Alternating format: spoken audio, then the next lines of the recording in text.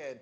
And so, yes, good morning to you. It's the 7th day of August 2026. I'm excited about this Friday because for quite a lot of people, it's been a long week, right? So much to do politically, even in the space that we find ourselves. So it's just good and expedient that we ease ourselves into the weekend. Welcome to the show. This is Jay today here on GHOne Television, live on your screens, live as well on Facebook, on X, and on YouTube. I am Joshua Kodjo Mensah, and I'm here with... I'm Awisi Dede, Jangi. A very good morning to you and welcome to the show. Absolutely. So quite an interesting pack we have today for you. From now till 10 a.m. we are going to be live on your screens, bringing you nothing but the best in conversations. And because it's a Friday, you know we are also going to sit with my colleagues in the industry. We're going to talk about all the raging issues that have been happening. In fact, yesterday there was a demonstration. And while the demonstration was ongoing, the government also had a national service in remembrance of the 8 that who died fell last year. Exactly a year ago. So we commemorated 1 year of their passing yesterday. And I remember when it all started, people were asking, where is President John Mahama? Because we had seen him in Jamaica. You know, beating the Nyabingi drums. So welcome, President John Dramani Mahama. It was refreshing to see him. I would have been totally disappointed if he had not shown up. Oh, I was expecting to see him. Right. He had to be there. Yeah, he had to be there. He had to. And so it was nice to see him finally make his way to the ceremony. But then the NDC says what the MPP did yesterday was keep fit. They were trying to shed off some weight because some of them had still, gained some weight. And so yesterday they had to do what they had to do. But then you cannot take away from the merits of what the MPP did yesterday. Yeah. Presenting petitions and also trying to, in their own words, safeguard our democracy. But what's your take on what we saw yesterday? Briefly? I think the highlight of the day yesterday was the interaction between the minority leader and the Nanaya Jantoa, who received the petition, and his statement and her reaction. Yeah. And I'm sure in the course of the show would have an in-depth conversation on that. But don't you think he's been taken out of context? This issue about context and being taken out of context, I don't know. I really don't know what I make of that. I really don't know. Because, okay, fine. I didn't expect Naya Jantoa to be the one to receive the petition. Or you expected other people to be with her? Other people. No, I did not expect Naya Jantoa at all. Okay. Even though she operates from the presidency.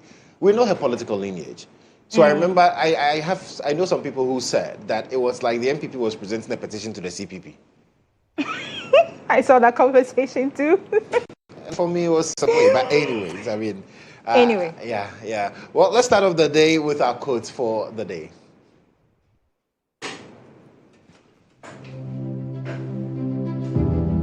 Our quote for today is from John Maxwell, and it says, "Teamwork makes the dream work."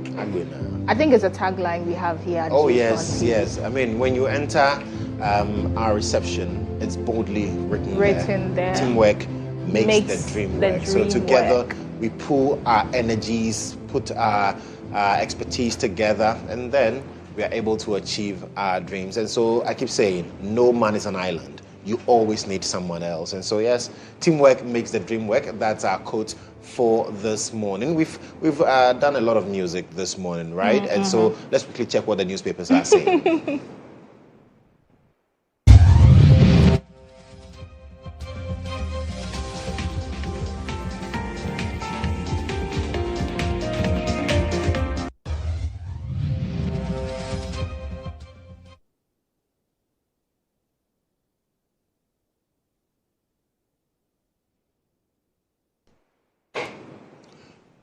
Right, so we'll now be looking at what the papers are saying. And Director, let's go to the Ghanaian Times newspaper this morning. Nation remembers fallen heroes. That's captured on the front page. 1 year after helicopter tragedy, he has a picture of the president and the 8 gentlemen who lost their lives a year ago. Inflation drops further to 4.6% in July. 2 Nigerians sentenced to 20 years for human trafficking. We brought you that story yesterday. Flood prevention measures. GARCC enforces 50-meter waterway buffer rule. And I just hope that we have a situation where people are respecting this rule. I don't think it's something that is now coming up. It's been there, but then people have defied it.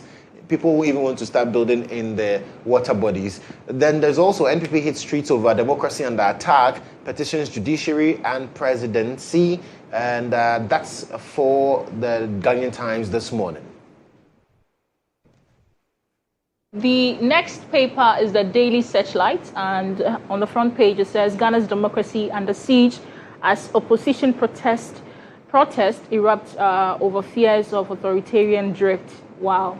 I appreciate the word in it. WAEC private schools clash over bias claims. This conversation. Anyway, honoring a giant of a man as Defense Ministry unveils genotaph. Is that, I can't see, is that what it is? Of late Minister Edward Omaniboama. The cenotaph of late Minister. Yes. What do you think of it?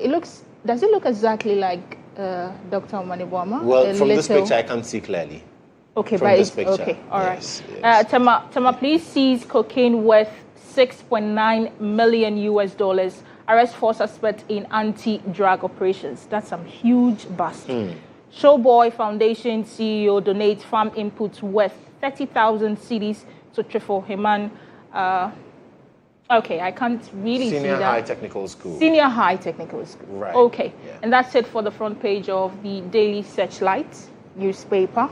So the Business and Financial Times, BNFT, says, get fund UNESCO partner to boost AI, digital skills development in TVET. And talking about TVET, I heard the one in charge of the CSSPS, the Computerized School Selection and Placement System. He says, for the candidates who wrote the BEC and have to choose their schools now, most of them, he's asking them to also consider technical and vocational education training in the various institutions. So just don't go for the general sciences and the general arts.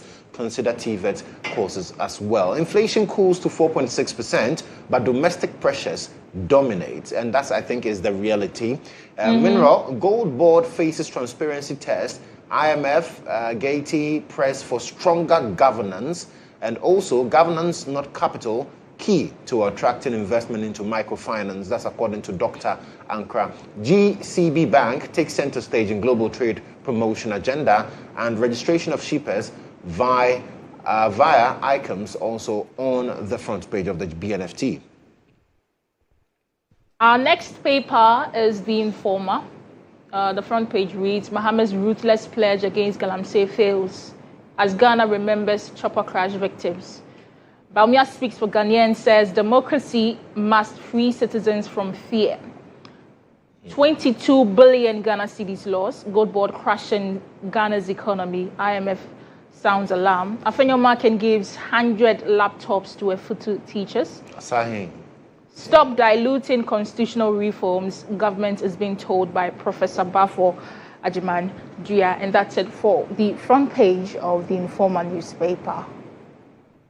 The Daily Graphic this morning, a year after helicopter crash, nation remembers fallen sons, and that's on the front page. There's also drug-resistant bacteria widespread in environment and industrial waste. EPA launches 5-point strategy to curb spread.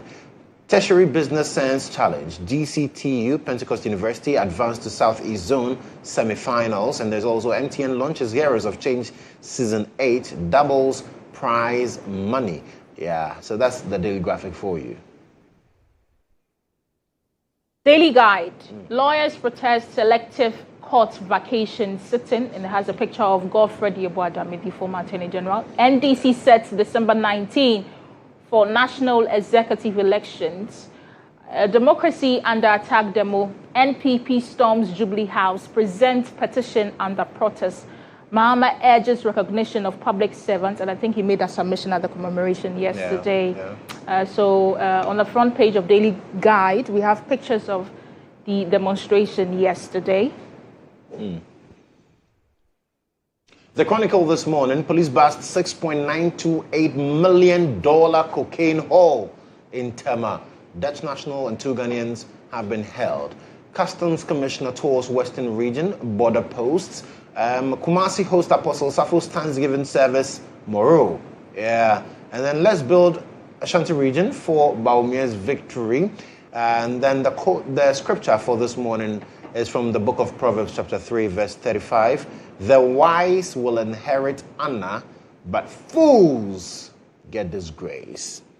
The wise will inherit honor, but fools get disgrace. That's Proverbs chapter 3 verse 35. And that's it for the Chronicle newspaper as well. So right before we take a breather, Emil Smith is also watching us on Facebook. Good morning to you, Emil. And then Humadosi Chopper says, demonstration is a constitutional right and legitimate way to express dissatisfaction. However, violence, insults, theft, as some protesters allegedly stole groundnuts and disorder, have no place in the peaceful protest. So Humadosi Chopper is also sending this from the GHOne constituency. We'll take a break now. When we return, we'll be getting to the conversations with our colleagues in the media fraternity.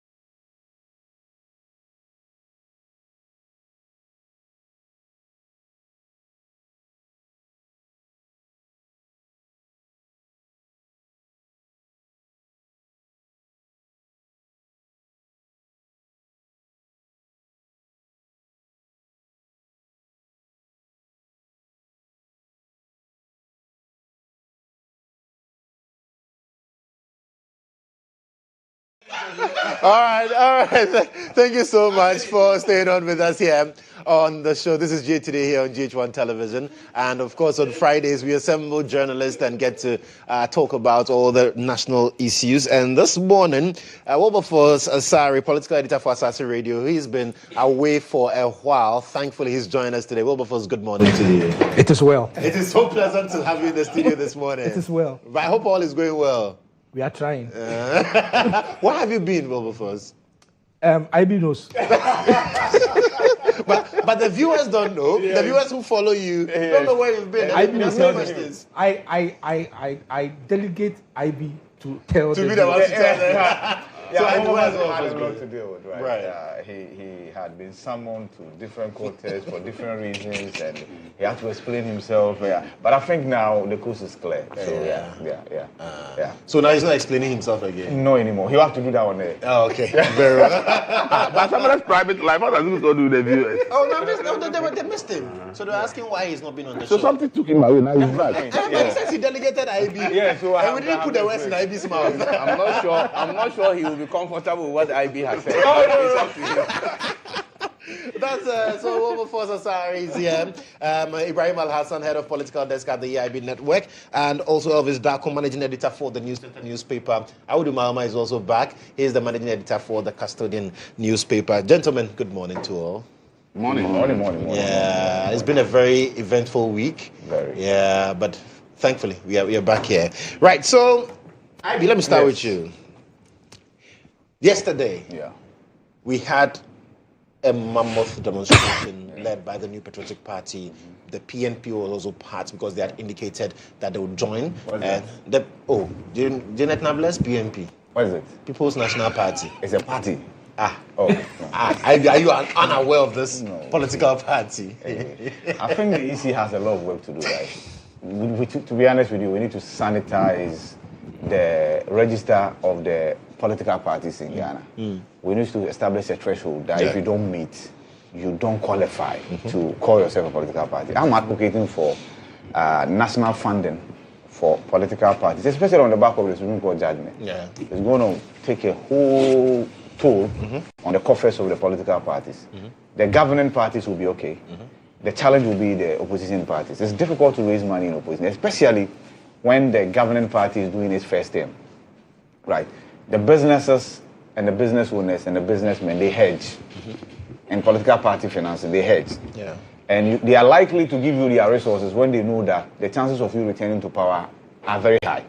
So during the first term of any political party, the opposition party suffers by way of inability to raise funds externally. But the advantage they have is that they have less power. So their own resources have equally not been depleted that much, right? When it's the second term, that's after the 8-year cycle, the private businessmen will rather support the opposition party because, you know what, since 1992, it's always been that after 8 years, no matter what, there will be a change in government. So that's the system that has been established. So if we're advocating for the state to fund political party activities, we shouldn't be having PNP and what have you, and the NDC CPP, NPP CPP, and APC, as I regards APC, and what have you. We should be able to establish a threshold that if you don't meet, you don't qualify to call yourself a political party. And the EC must get to work at So that was just for PNP? Yeah. They are not a political party. But they joined? She is not a political party. That's the point. See, a political party should have the word they, a pronoun they. This one is like one-woman show. Like, upside Nabila mentioning any other individual that you know. I admit that I've not taken the time to get to how know is the that? executives How is of that the a political PNP, party? But it's still a political party. Okay, thank you. Yeah, so they joined the demonstration. Yes, they did. The No, MPP but has it petition. been alliances by the That's what I don't even know. But I think We don't know much about they it. were at the EC head office sometime back. And I remember we covered the story. Yes, so they've been to the EC. Yeah, they've been there. So then they are a political party. They shouldn't If the EC alliances are giving them the But that's the problem I have. That's why I also brought in the EC. Anyways. That there must be some threshold. Let's get to the substance of the issue. Thank you. The petitions that were presented yesterday. Yes. And specifically because the NPP believes that our democracy is under siege. Yes. That there's a threat to our growing democracy, for which reason they have to voice out to alert the world that this is what is happening in Ghana, for which reason we need to take some urgent and critical steps. Sure. All of us here, we've been doing this for a while. We've covered demonstrations, right? From the Committee for Joint Action to one-man demonstration by Kwesi Pratt to just go to the Hotel Kufuor to take a picture, and it was christened one shot. He was just supposed to just go there and take a shot. And we all know how that played out, right? So I'm an avid supporter of expression of democratic principles, right? So when NPP, and there's a third major demonstration organized by the NPP. There's a third one, right? And I was there and people were saying, oh, they will have to bars people and what have you. Yeah. See, let's allow viewers to notice and notice very well that there's no way NPP or NDC will organize any protest and the numbers will be a challenge. No. We've gone past that threshold of NDC or MPP saying that we are putting together numbers to make a point, and you sit home and look forward to it flopping by way of numbers. It won't happen.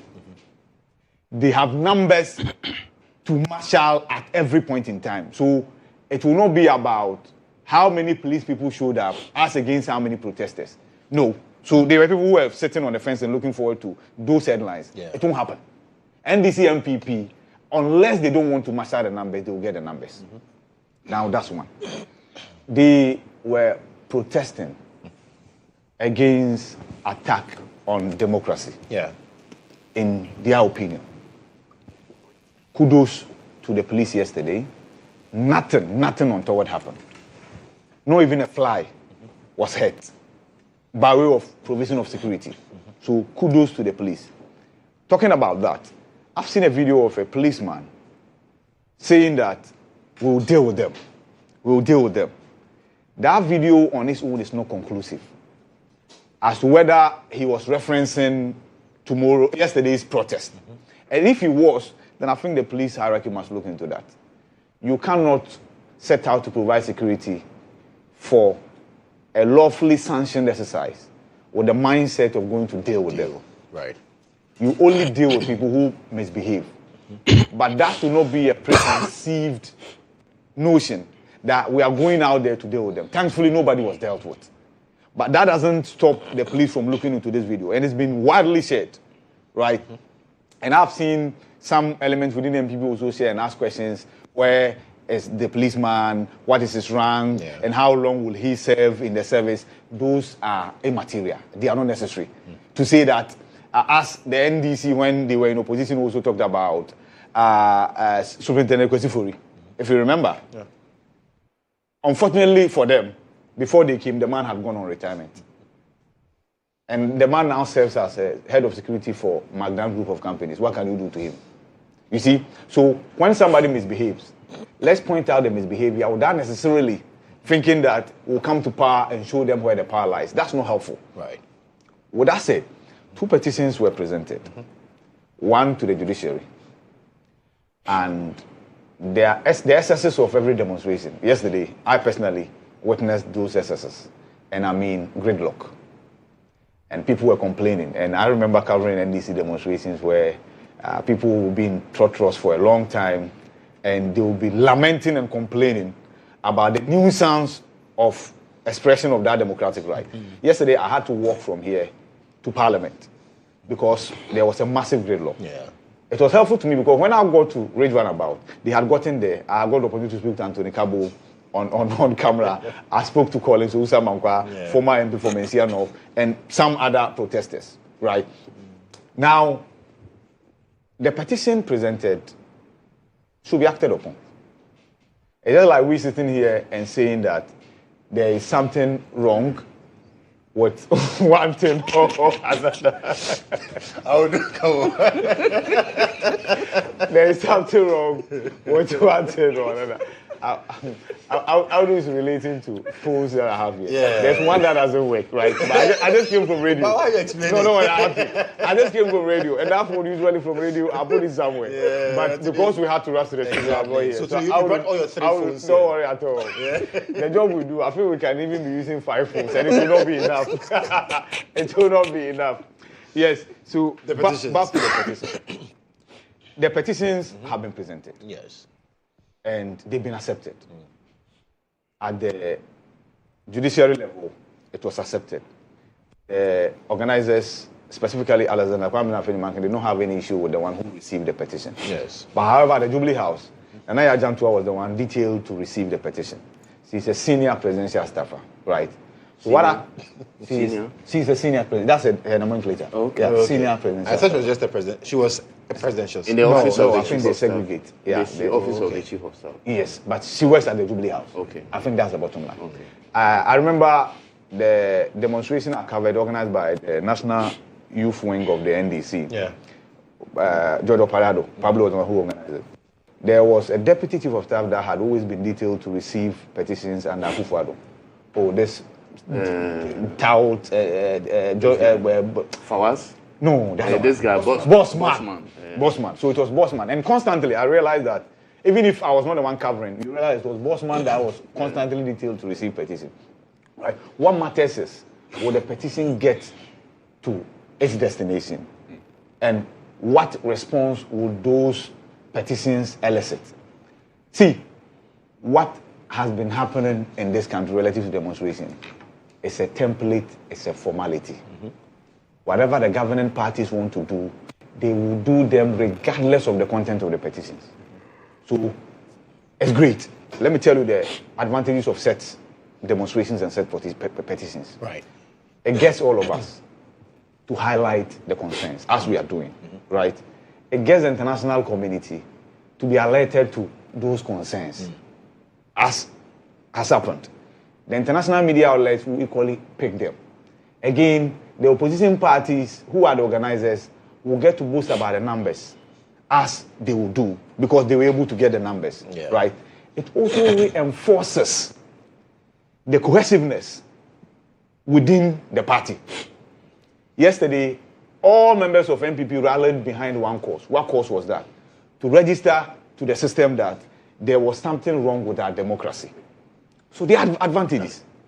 But what I know cannot happen will be that this cannot change anything relative to the policy of President Mahama, the policy of the NDC administration. No. Right. But it's good for the president to be alerted to this. So the point I was making before Audu came in about Nana Jantua, and I've seen many people towards the narrative that Alexander Afeni-Mankin called Nana Jantua, describe her as useless or a nobody.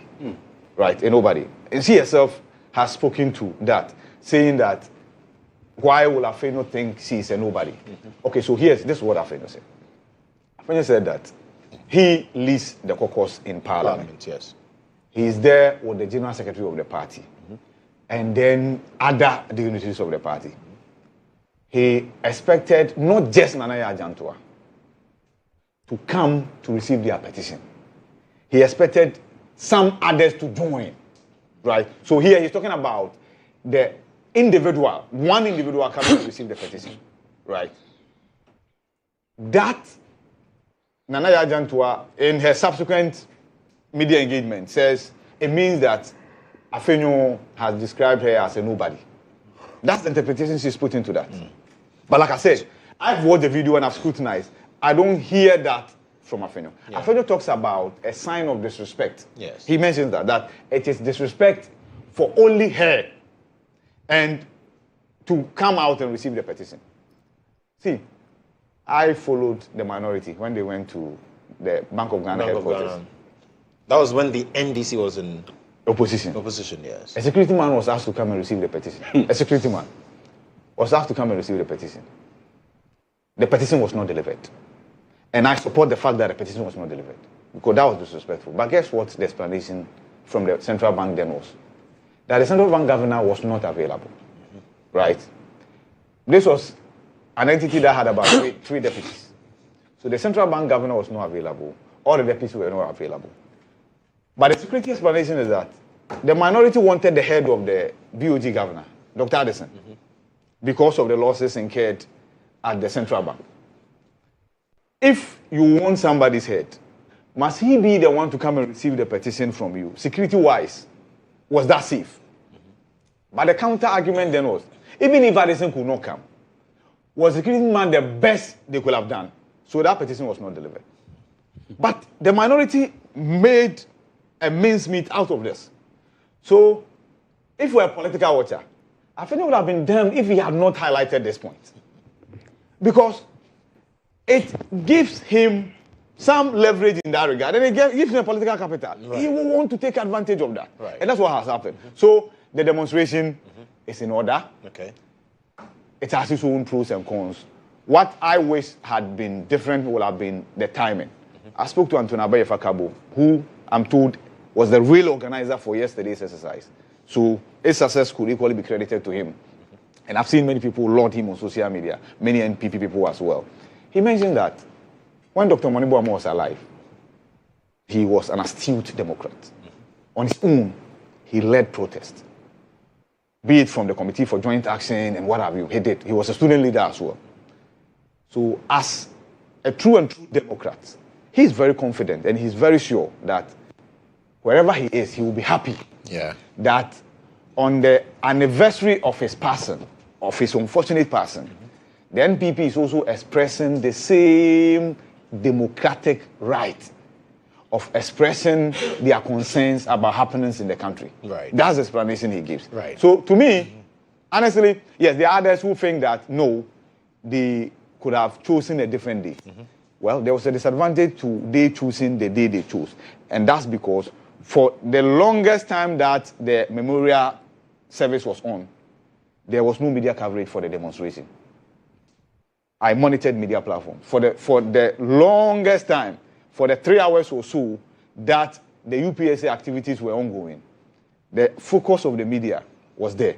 It was when the memorial service ended that the media turned their attention. But of course, on this platform, we covered both. Yeah. In the morning, we paid attention to the demonstration, and subsequently, we went to UPSA. So that's the disadvantage. Okay. But I'm sure they did all those calculations and came to this conclusion. Right. So it's a right. Elvis, the MPP's demonstration yesterday, do you think the message was sent clearly? No, every demonstration sends a clear message. Because before they go on the demonstration, they make you aware why they are demonstrating. So every demonstration because sends a clear message. Because the NDC says it's an exercise in futility. Oh, of course, what do you expect from the NDC to say? They don't want it. I've seen a lot of NDC people complaining because they think that their government is very unpopular now. Because the way they assume that the NPP is so unpopular, if they organize press such event, people will not come. When they look at the number, they were scared. Because they think, hey, if the NPP that we say is collapsed, is mobilizing, and within a short time, this demonstration was announced just a week. Yeah. And within a week, they were able to mobilize that. If you read the comment of a lot of NDC people on social media, you realize they were panicking. They were thinking that their government has become so unpopular that people can go on the street in these numbers to protest. So you just find a way to say that it's of no use. But within you as a political person, you know that if this number of people can mass up against the government, then your government has a problem. So that's that one there. You don't expect this to come and say that, no, we felt the pain of the demonstration. They won't say that. But within them, they know that there's a serious pain. Especially on the day that, as you also said, they are remembering people. Yeah. Yet people didn't care about that, but they think that demonstration is as equally as important as what event is happening, and therefore they must participate. That is even a larger message. Because they claim that the position that we are mourning, 1 year anniversary, people should be in a certain mood too. Then the expectation will be that people so that we shouldn't go because the nation. But the people turn out. That is a stronger message to anybody who's in government. So I'm sure that they heard the message and they are clear in their mind, and they should know that after 1 year their goodwill was gone, and now people are rallying up and saying, no, we don't think we are satisfied with what government is gone, is doing. Okay, that's a clear message. So for me, everyone has a message, and they've sent it. Yeah. As for Alfredo Markin's point and all those that they sent a security man, whether a security man or whoever comes to receive a petition, you should even be lucky that they turn out somebody to come and receive it. Because the government is not under any obligation to come and receive your petition. Yeah. See, let's be clear. We create this kind of facade to look as if I go on demonstration and say I'm presenting a petition, the institution is under any mandate to receive it. The government can ignore you, decide not to send anybody. Because if it says what you are saying, I'm not interested. What is it? Okay. But because it will be bad press for the government, they always send somebody to come and collect it. And as IB has said, where is the guarantee that whatever I said they are going to do anything about it? The government will do what it wants to do. It doesn't matter. let 90% of Ghanaians complain about an issue, even 99%. And the few people who are the governing people decide that they will do it. The people cannot do FOCO. They will go ahead and do it. So sometimes when I hear this and they didn't send a high-profile person to come and collect, I think that when you make that point, there, it's as if you are rather interested in the optics. Because you yourself know very well that that petition, if they decide to go and get to the office and shred it and pack it to the baller, there's nothing you can do about it. Why should you be worried about who they sent? I would think that if I'm a demonstrator, I would rather pray that the people don't send anybody, so that I get more leverage. That the government is here to be so they even refuse to send somebody to come and collect. So I think that this noise people make when they went to the Bank of Ghana, they said security man.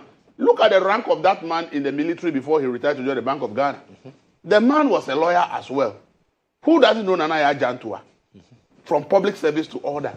So if Nana Jantua is sent to come and collect a petition, how do you say that? I don't even get it. That's what I'm saying. The government is not under any obligation to receive your petition. True. They can decide not to send anybody. There's nothing anybody will do about it. Because they're not obliged to do so. So for me, sometimes when people complain about these things, I'm not interested. I think that the messages, some of the messages of the demo is what really I think we should care about. For me, one of the attack on free speech, the arrest of people, and to me, is dear to my heart. So since it's one of the issues that has been highlighted during the move, I am happy that I'm not the only person who is concerned about that. There are other people, already Ghanaians, who care that the rate at which the government is arresting people for speaking out is not right. Idiocy is not a crime. So if somebody has gone to say something that you disagree with, it doesn't mean you should arrest the person. And for me, that is a message to the government. And as I've said, right now they said the West record in the Fourth Republic as the one that is having the biggest attack on free speech. In less than 2 years, they arrested more people than any other government in the past has arrested for free speech violations. That's a bad record. So if it features in the demonstration, for me, I'm happy. The issues about how the courts and the legal and the judiciary is, I think it's very important. We need clarity and on a lot of things that are happening around that. You see, I have said governments are changed. Okay, Parliament can be closed down. If a military government comes today, there will be no parliament. They will close it down. The only institution we are not able to close down, whether military or civilian, is the judiciary. So for me, when the public is beginning to be apprehensive about things that are being done by the judiciary, I am very scared. Because I believe that among the three arms of government, the one that is permanent, consistent, and the one that we all look up to, that if the other two arms should fail us, the only one we think we can rely on is the judiciary. So when there are a lot of concerns about how the judiciary is doing certain things and it features in the demonstration, I'm very, very happy about it because I think the judiciary need to sit down, retrospect, look at things and begin to ask themselves, is this the way we want Ghanaians to see us? Is this the perception? Is it the way we want the public to see us? How does that affect the confidence that they are supposed to have in us as the only arm of government that every Ghanaian, whether rich or poor, will rely on?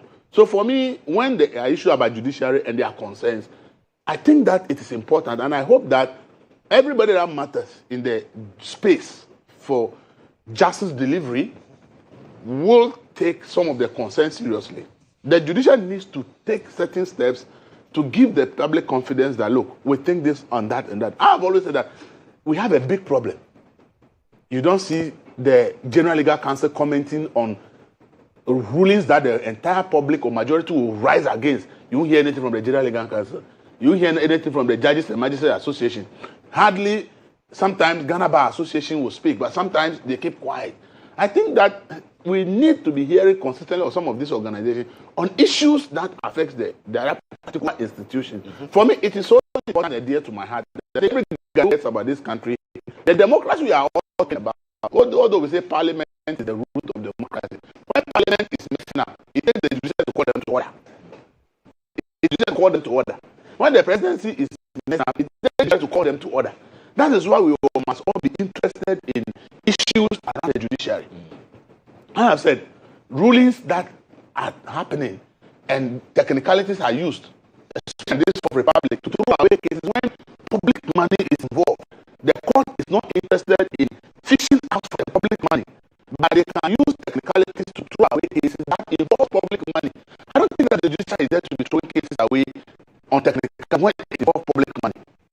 private people will throw it away in technicality. I mean, understand. But when all of us have taxpayers' money that we need to fix water, roads, and the rest are said to have been used by somebody wrongly, and then the judiciary will not be interested to probe into that to find out, indeed, is the public money missing or not. But the main concern would rather be that based on these technicalities, we throw the case away. I am never happy about that because I think that their main focus should be that we are protecting the people, but we must protect the public purse because the public purse is what is used to solve the problems of the people. So for me, when any case of the state goes to court and money is involved, I am not happy when it is thrown away on technicalities or nolli prosequi.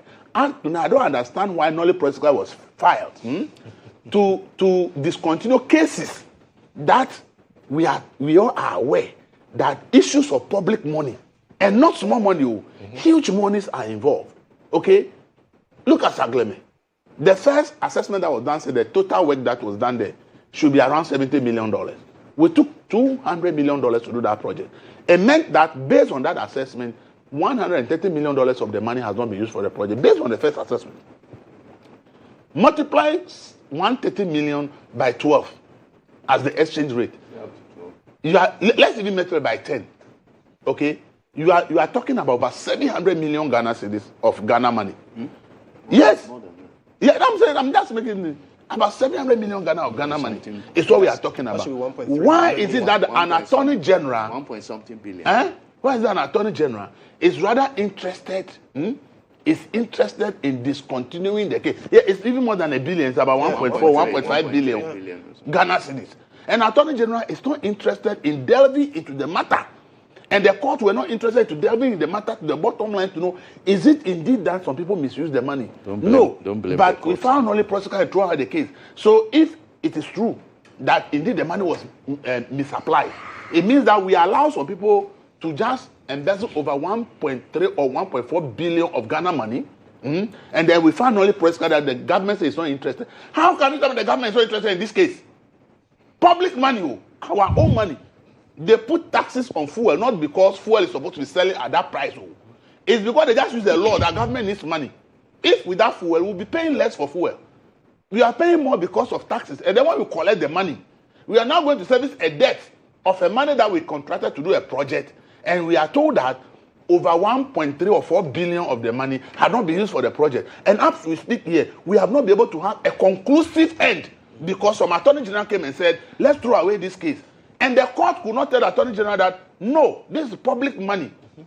You cannot come and tell me that we shouldn't be interested in public money. Right. Let's go to this case and find out if indeed public money is missing, and let's recover the money for the state. For me, I have a big problem. When issues go to court, it involves public money, and then the court uses technicalities to throw away the case without showing interest. When you say, they say the law, I say, no, the law is not an ass. As people say, the law must seek to protect all of us, including our public money. Right. So if public money issues go to court, and so I'm happy that this particular issue featured in the demonstration. Sadly, all recommendations that were made by the Constitutional Review Commission about reforming the judiciary and giving them more independence has been thrown away by the government because the government wants to still have control over the judiciary, and that's why I'll be telling the judiciary they don't rise up and begin to speak against actions of the executive, they will become a doormat for the executive. Because currently we all agree that the executive has too much control. Right. If you are from the High Court to the Supreme Court, your appointment has to come from the president. And therefore you have to do everything for it to please the president of the day if you want your promotion, if you want elevation. So you have to find all kinds of ways to make cases look for government. We don't need that. Okay. If the government is wrong, the judiciary must tell the government that you are wrong in this, and it should not be the case. Okay. If Attorney General comes to court with a foolish nolli prosequi, he must be told that this prosequi will not be entertained because there is public money involved. It is foolishness for you to go and throw away a case that involves public money. Okay. Elvis Darko there making his submission as well. We'll get the submissions of Audu and Wilberforce, but right after this break. Kindly stay with us.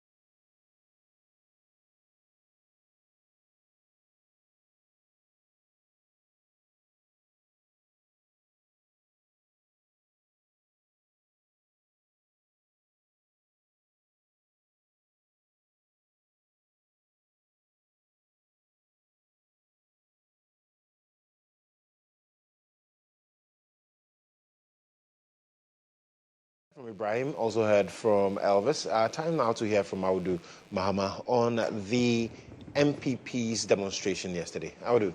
Yeah. I was there yesterday. Yesterday, actually, I wanted, for a long time, I've not done any work, serious work. So I wanted to be part. So I parked my car at Kanda, where the new Minister of Finances, and walked all the way to Supreme Court. And when I got there around 7, people hadn't come because it was announced that the whole program would start at 6.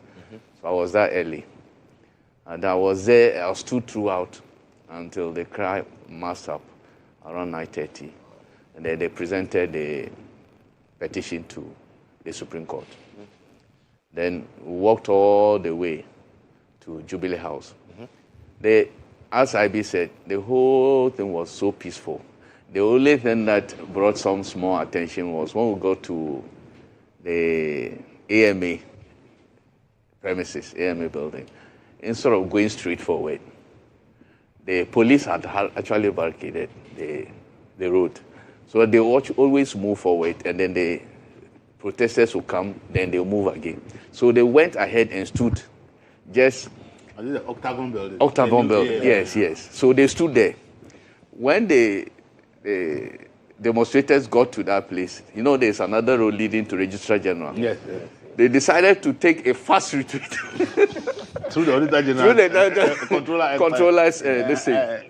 Listen, brother. And instead of going straight, Registrar General area. So they took very fast one. I was even surprised. The way they turned very fast. Then the police then had to run. They swept the police. Yes, they then had to run. It was something. It was good. Like laughter. It created some laughter. So they ran fast.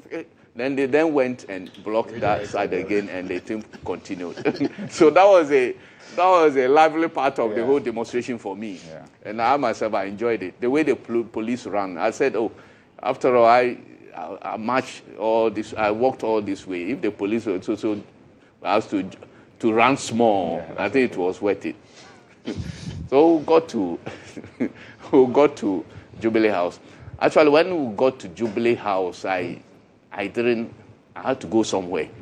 I knew that was the end of the whole process, so I left. It was after that I got the sound bites of what happened at the place. And it became an issue.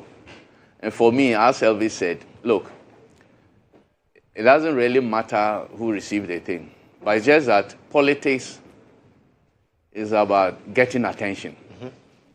Because I've been mentioning the minority one, when they went there, and the security officer, who was a senior officer in the military, retired officer, and a lawyer, they thought that he was nobody.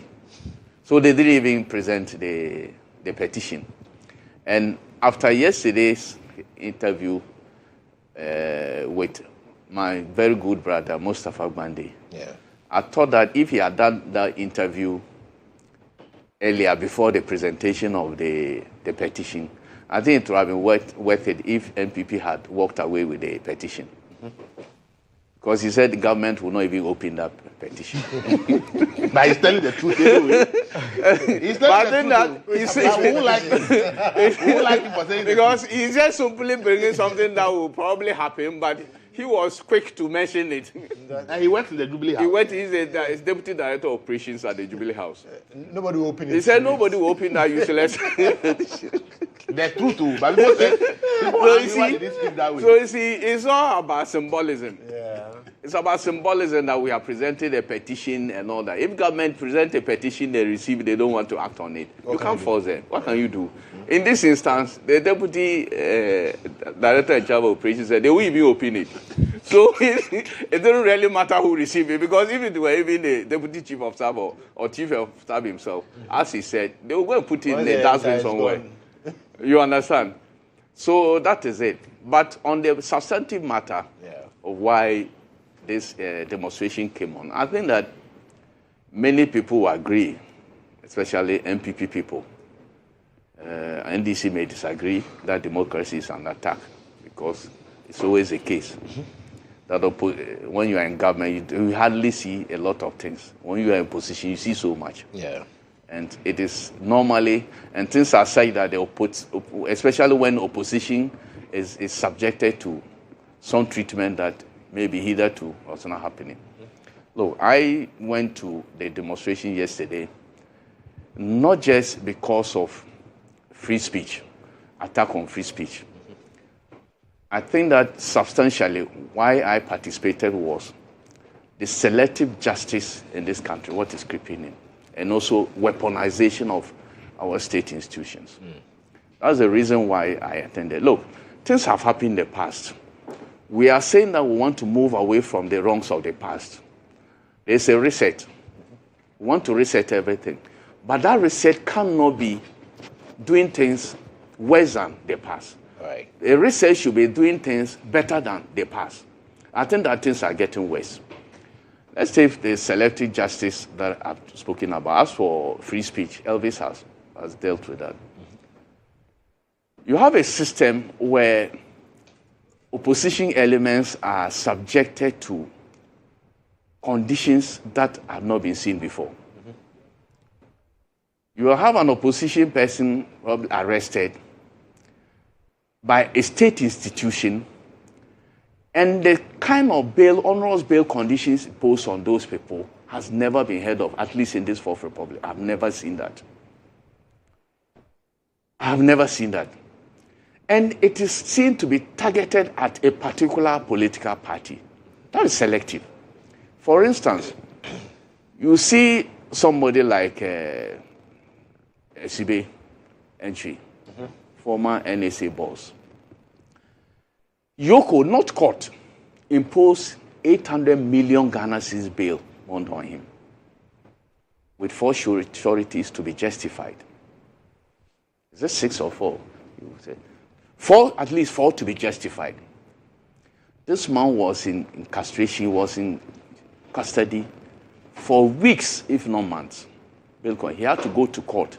The court eventually even reduced it to court to 630 million. That one too, he couldn't. They had to go back to court again for it to be reduced to 120 million.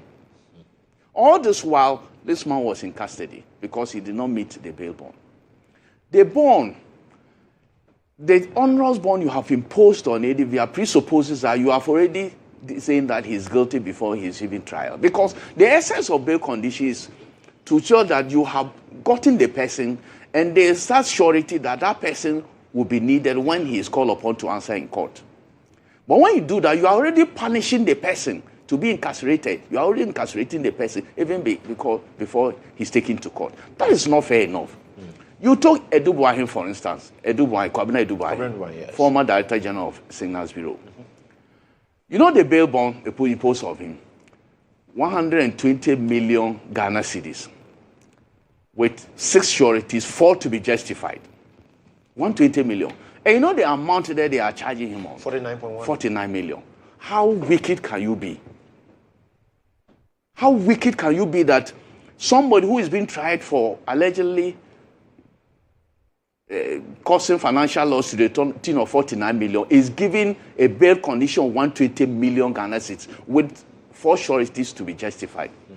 And their wife, 80 million Ghana cedis. Meanwhile, the main money that you are pursuing is 49 million. You put this one, he has to satisfy the bail condition. He was also there. He couldn't meet the bail bond. He went to court. It was reduced to 80 million. But the 4 sureties were still there. As for the wife, the 80 million was constant. They removed the sureties on her. How can this be? You take Hanan. Yeah. The same thing. Buffer stock. Buffer stock. The same thing. I have never in my life in this Fourth Republic seen Yoko acting the way they are acting now. So that institution has been weaponized against political opponents. That's the main reason why I was at that demonstration. And you have a system that, and nobody appears to be, I don't know whether it's fatigue or selective amnesia on the part of civil society organization, on the part of the clergy, on the part of The people, the so-called neutrals. Unfortunately, a lot of them are in government now, so you will not hear their voices. Their voices and microphones have been muted. You heard so many things happening under the previous administration. We said we are moving forward with a reset. But that reset, I have said, is an escalation of what used to happen. So if you go this way, and some people feel that, look, there's a target, they are being targeted. Prosecutions, look at the type of prosecutions that are going on. You go as a country, you say you have oral to fight corruption. This oral, the whole oral, the first thing you do is to do nolly prosecute of cases running into billions of Ghana cedis. That is your side. And you then turn around, put your target on the 49 millions, the 50 millions and all that, 1 billions in one that has been thrown away. How can you be saying that you are fighting corruption with this? Right. That is not right. And that is not right. Yes, before I end, I know we'll come back because of time. Look, you take what the Chief Justice has done with this vacation thing. You give a direction that some particular cases must be heard on vacation. I will go to the legal side. I will leave it to those who are studying law. I will leave that one to those who are studying law. But I think that commonsensical point of view, that vacation is for a purpose. And there's the court itself. Because I'm not, I don't want to be quoting things so that people say, are you a lawyer? Because this is a regular question that people ask. When you say things, are you a lawyer? And I may even get calls from senior lawyers. Say, why are you speaking law when you don't even know the law? So I won't go to the law side. Right. But there's a purpose for which legal vacations are given. Because for a whole year, you are in court almost every day. And then that it is done for the judges and lawyers to also have some vacation, take some leave, and rest.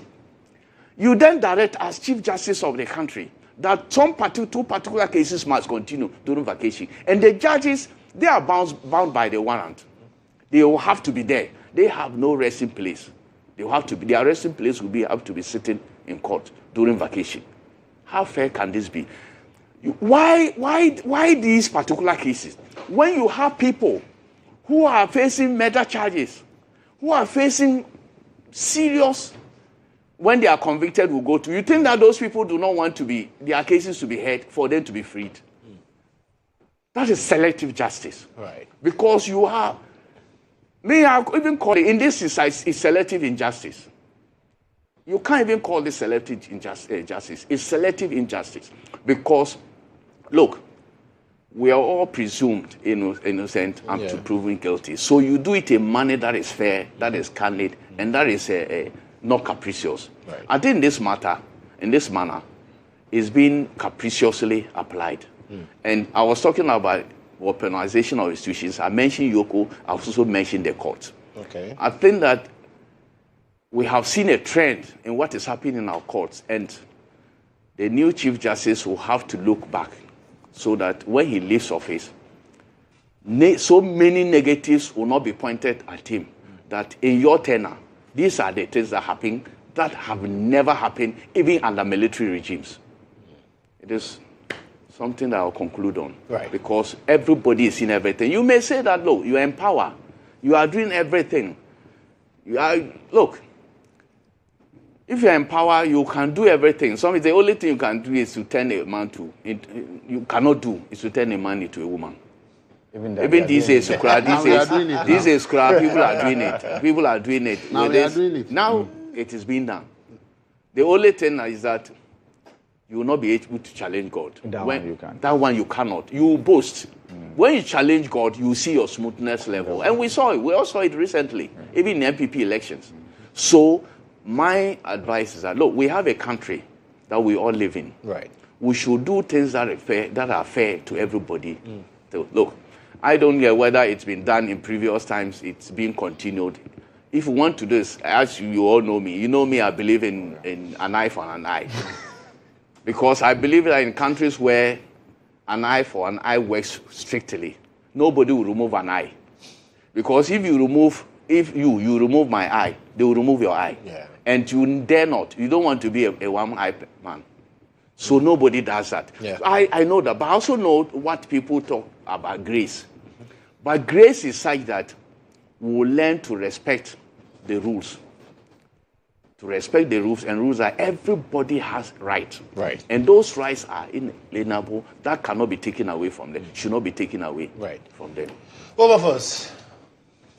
Well, the seniors have spoken. So, but quite frankly, demonstrations are always precipitated by something.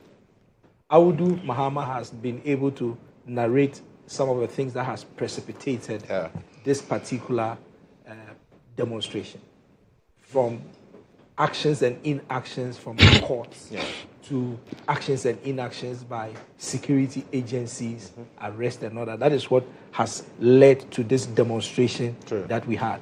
We have had demonstrations precipitated by Bank of Ghana reports before, and they demonstrated because Bank of Ghana had incurred losses. But Bank of Ghana incurred losses again recently. It did not result in a demonstration. So the issues that have led to this demonstration are important for consideration. And I have been particularly worried about some of the things that I have seen or some of the things that I have read in terms of decisions in recent time. I think our chief amongst them will be the wound to me decision. And, you know, because of the opportunity that I have to be a journalist and to read court decisions and to do court reporting, I've come across a lot of decisions. And the pattern is this way. There are times that you will have High Court give a decision. The aggrieved party or the losing party will go to Court of Appeal. Yes. Court of Appeal will say, we disagree with the High Court. Then the losing party will now go to the Supreme Court. And the Supreme Court will say, oh, we agree with the High Court. So then it seals the matter. There have been examples where High Court gives a decision, Court of Appeal agrees, Supreme Court now disagrees. There have been times that you have High Court give a decision, Court of Appeal agrees, Supreme Court agrees. The better part for jurisprudence in our country, especially when it comes to matters of law, I think will be the one that our three superior courts of judicature, it is not for any reason that they are called superior courts of judicature. So from High Court, Court of Appeal to Supreme Court. It's beautiful if the High Court gives a decision and the Court of Appeal agrees and the Supreme Court also agrees. It's only beautiful because it enhances our jurisprudence. But if you have the case where High Court can just take any decision, they don't care. Court of Appeal reviews and say we agree. Only for us to go to Supreme Court after 7 years. Then the Supreme Court says, but the trial judge should have paid attention to A. The Court of Appeal should have also seen this when they were doing their review of the trial court decision. So the Supreme Court now comes to correct the mistakes that have been made by the High Court and the Court of Appeal. Notice, all the three of them are superior courts of judicature. So it is only prudent that right from the High Court, look, it's beautiful if you're a High Court judge and you have taken the decision and it goes for review at the Court of Appeal. Court of Appeal upholds your decision. It goes to the Supreme Court. Supreme Court upholds your decision. It means that High Court judge is ready for the Supreme Court. Do you understand this is my layman's analysis. But it's disturbing when one superior court can just sit down, don't bother about the rules, take a decision because if you agree, you can go upstairs. Then they go upstairs. Then upstairs says that your decision was wrong. And you say, yes, that's the beauty of the law. Yes, it is the beauty of the law. But notice that would have wasted somebody's time. Most of these cases takes 3, 4, 5 years to travel from the High Court to the Supreme Court. So if the High Court can do the right thing and get it right, why? There have been cases that were done at the High Court and the people did not see the need to go on appeal. Why? Because the right thing was done at the High Court and it ended there. So my only concern about this is that, yes, there's 3 steps of the superior courts of judicature exist to check each other, to check the lower ones. So Court of Appeal exists to check High Court. Supreme Court exists to check both High Court and Court of Appeal. So it's okay. But I'm only saying that it helps our jurisprudence if the High Court does things diligently so that you don't get your cases thrown out by the Court of Appeal or even by the Supreme Court. So that's my concern. The other concern I have has to do with the seemingly intolerance of this government when it comes to rhetoric, comments. See, we were in this our republic when the most guilty of all commentators on social media, Kevin Taylor, was ushered into this country, giving support, and went to the Supreme Court by an application, had the Supreme Court set aside a warrant that was pending on him for purposes of arrest to come and answer to a contempt of court situation.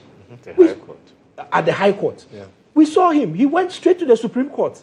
And we had a 5-member Supreme Court panel saying that the High Court was wrong in issuing the order of a contempt of court order against him. And it was set aside. We saw him ushered beautifully out of this country. And he went back to his base in the United States to continue his attacks on everybody and everything. But we yet have people here who will make comments such as recently I heard that those who were arrested reposted a video of a blogger who recorded the president interacting with somebody, I think in Tamale, and there was a matter of some financial discussion. Nobody knows. The president engages in financial discussions every day. Yeah. He is in charge of our exchequer. Yes. Do you understand? Mm-hmm. So the president will at all material times be discussing huge monies.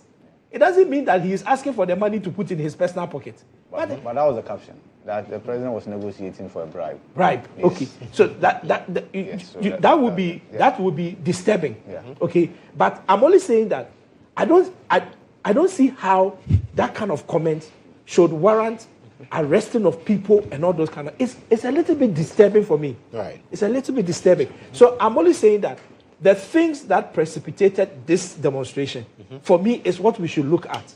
Can we do something about them? Can our courts take another look at some of the decisions that are coming out? Can they do some kind of a better review? And you know, one of the beautiful things about the law is that in this our country, there are people who know the law. Wow. This our country. There are people who know law. So that even if you are a high court judge and you are confused about how to apply circumstantial evidence or how to apply lifting the veil or anything, there are 1,001 people. I know a very senior lawyer. I'm not going to mention his name. But when he's in doubt, he has somebody he calls. And that name I can mention. SN is Tete. He's written a book on civil procedure. Okay. It's a very big book on civil procedure. I've seen that book. This senior lawyer tells me that. It's not the book I gave you. No, that's CI 47 you gave me. Okay. I'm saying that this senior lawyer tells me that if he's ever in doubt, he will call SN Tete. Why? Because Tete is civil procedure guru. Okay. So if I am caught in between the past and the future about something that I need to do, he will just call the senior lawyer. And you know what? Every senior lawyer has a senior. Yes, that's it.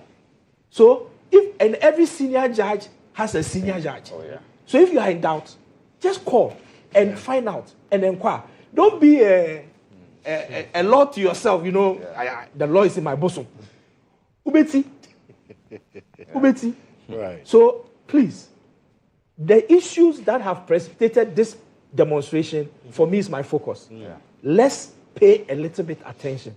The last thing I'll talk about is this issue about the Chief Justice asking that some 3 courts should sit. 2 or 3. I've seen 3. 3. Mustafa Hamid as well. Mustafa Hamid. I didn't see that. Mustafa one. Hamid's that was sent to me yesterday. Yes, okay. I have seen 3. And just now, I've also received Chairman Wutumi as file for appeal he's bail pending bail appeal. pending appeal. Yes. Has he been added to the They will have. Well, they're asking for the Even court the to remove court- them. the court of because appeal- warrant was be Yes. issued The for Court the of court to Appeal say. has also requested for a warrant to say to deliver judgment on the stay application from the AG on Sedina. Yes. Okay. They have So- applied Yeah. for So, warrant. so what is it? The Hanan case? The Attorney General first filed, withdrew, and refiled on the 5th of May. 5th of May, 2026. That was about 2 months to the end of the legal year. Yeah. So the case is at its preliminary stages. The trial hasn't been The started. trial hasn't even started. Yeah. So what is the need for a rush when there's a legal vacation? No need. In the Edubuahin case, the prosecution has called its last prosecution witness, which is the investigator. The investigator is being cross-examined. After the cross-examination, the state will close their case. So you can say that the state is at the end of its case against these people. Yeah. So what's the need for the rush? A 2-month break. What's the need? You come back in October and you continue. It's most likely that the cross-examination of the last prosecution witness will end at the next sitting. And you have closed your case. So Maybe 2 days. the burden will now be shifted, if the court thinks that a case has been made, will be shifted to the accused persons to open their defense. So what's the need for the rush? No need.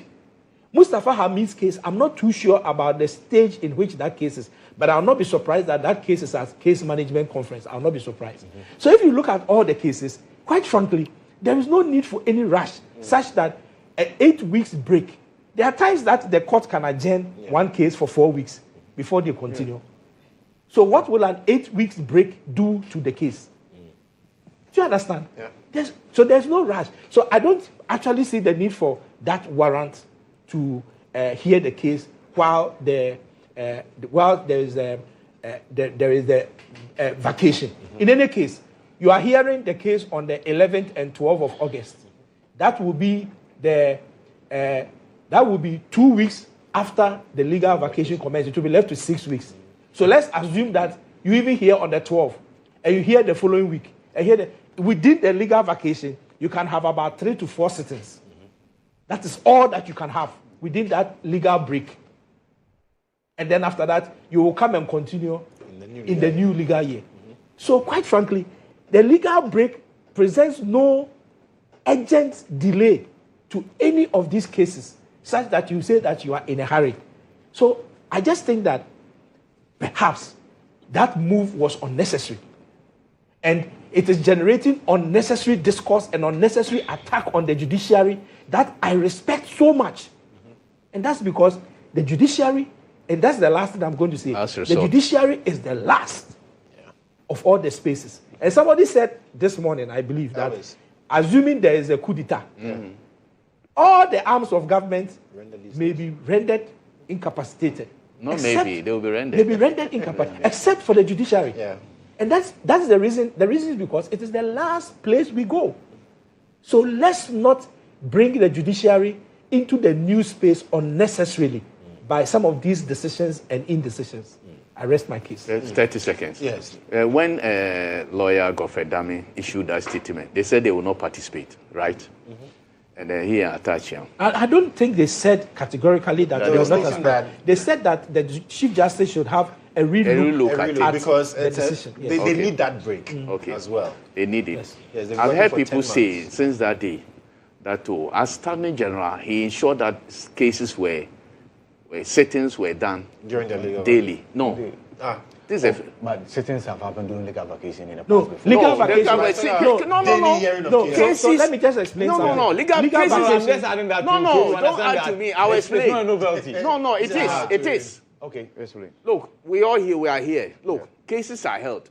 He will explain. Yeah. Sometimes it's just about motions, not continuation of pending cases. It's about motion, it's about bails, it's about those things. Right. And judges they are not like this one. I get you. He said that, let me talk about the daily. No, courses, but not this way. Not this way. Yeah. It was. I was talking about the daily thing yeah. that they cite. What's the name? Asin North MP. Yeah. That he said that the thing would. Yeah.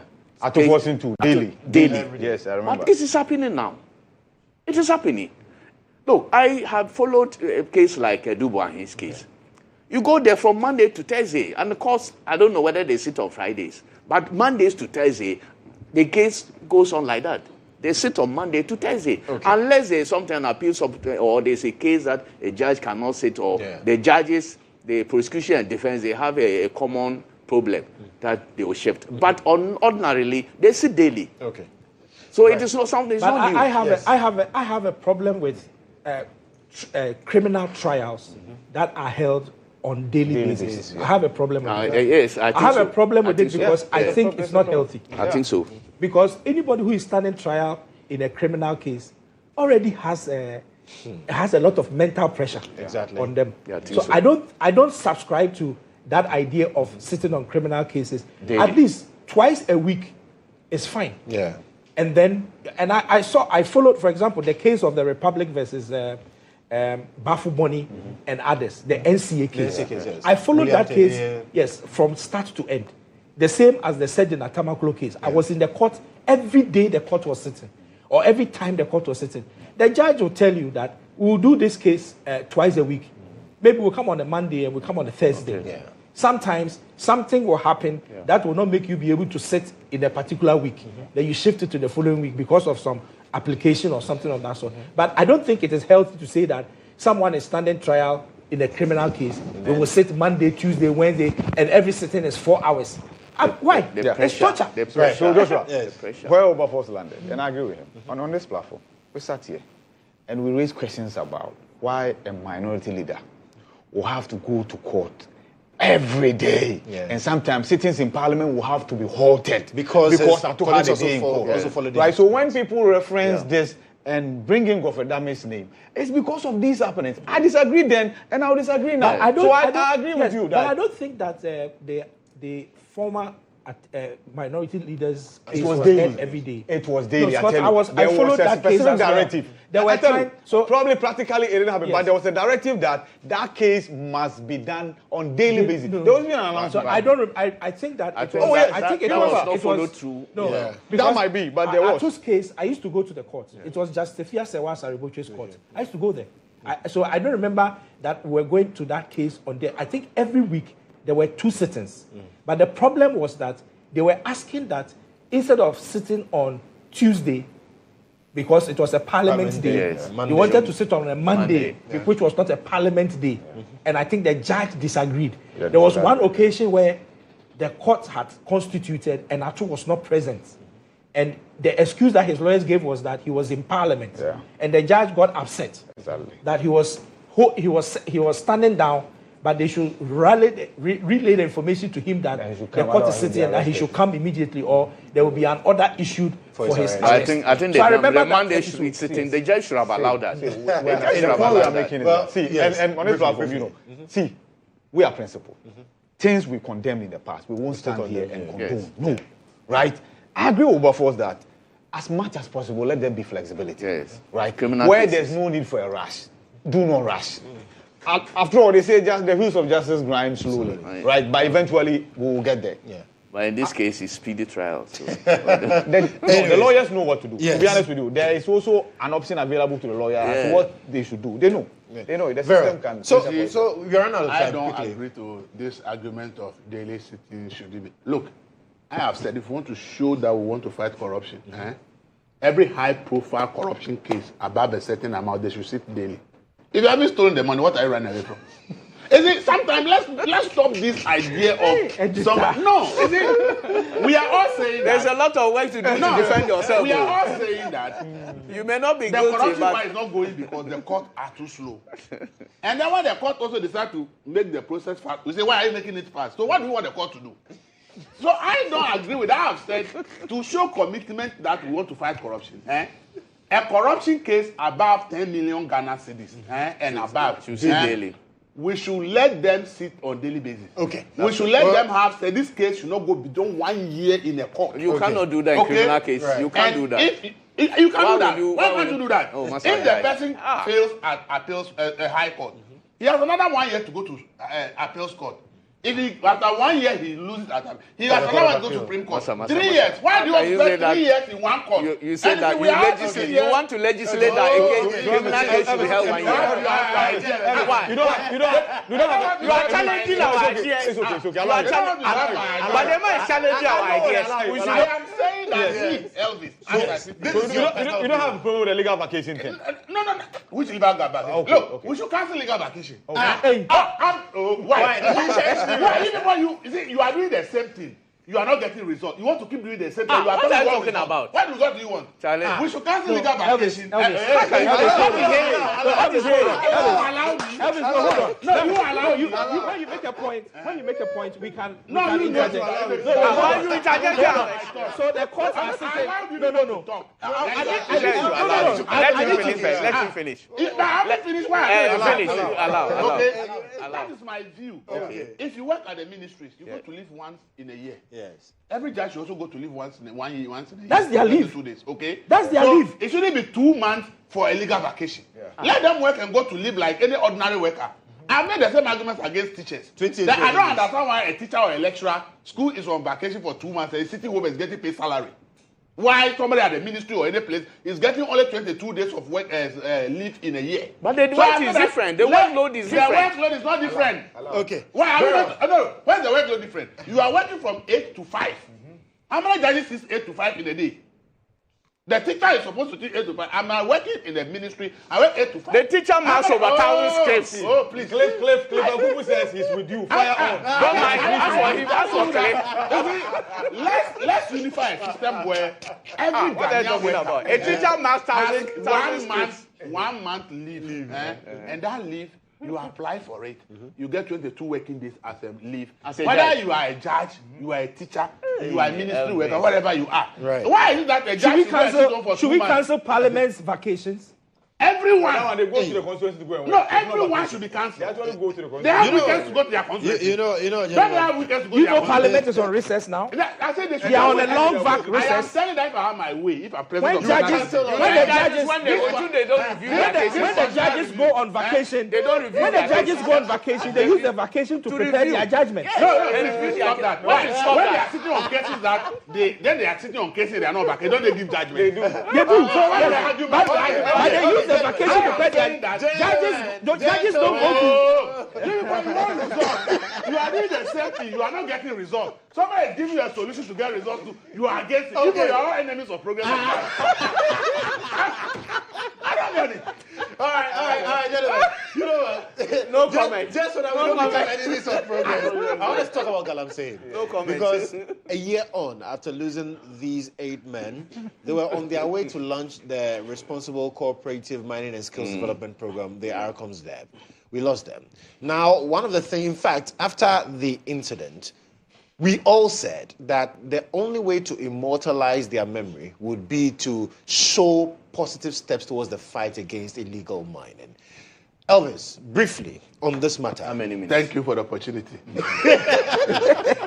see, this illegal mining thing, I've told you that we are just wasting public money that we are fighting the thing. Of course. It's a waste of money. It's a waste of time. The fight is going nowhere. Even though Naimos... after they died, did you see that Galamsey has been done all the way to even uprooting a police station? Did you see that video? Did you see it? You saw it. You saw Galamsey has been done to the point they are uprooting Agenda 11 hospitals. Didn't you see it? And then you want me to tell me that 1 year after the people have died, something has happened in Galamsey. It's a complete hoax for anybody. Anybody. I saw something about the Ministry of Lands PRO saying that yes, I think if I'm the president, I will sack him. Oh yes. Look, we are talking about something that is existential threat. Okay, we are talking about something that threatens everybody in Ghana's life. So for people to be playing politics with it, it's the worst thing we should be doing. The Ministry of that whatever is a failed and continues to be a failure. The Lands and Natural Resources Ministry. I'm telling you that a police station is almost being uprooted by Galamsey. Police station. And the now hospital is being uprooted by Galamsey. Primary schools are being uprooted by Galamsey. Roads are being uprooted by Galamsey. Our water bodies are worse off. Some of the water bodies can't even flow anymore because the debris are too much. So let's stop this idea of trying to make it look like something is happening. Look, this month we sat in a plane. We went to Sunyani. We took plane for Sunyani coming to Ghana. When we got to Accra. to Ghana. Sunyani to Ghana.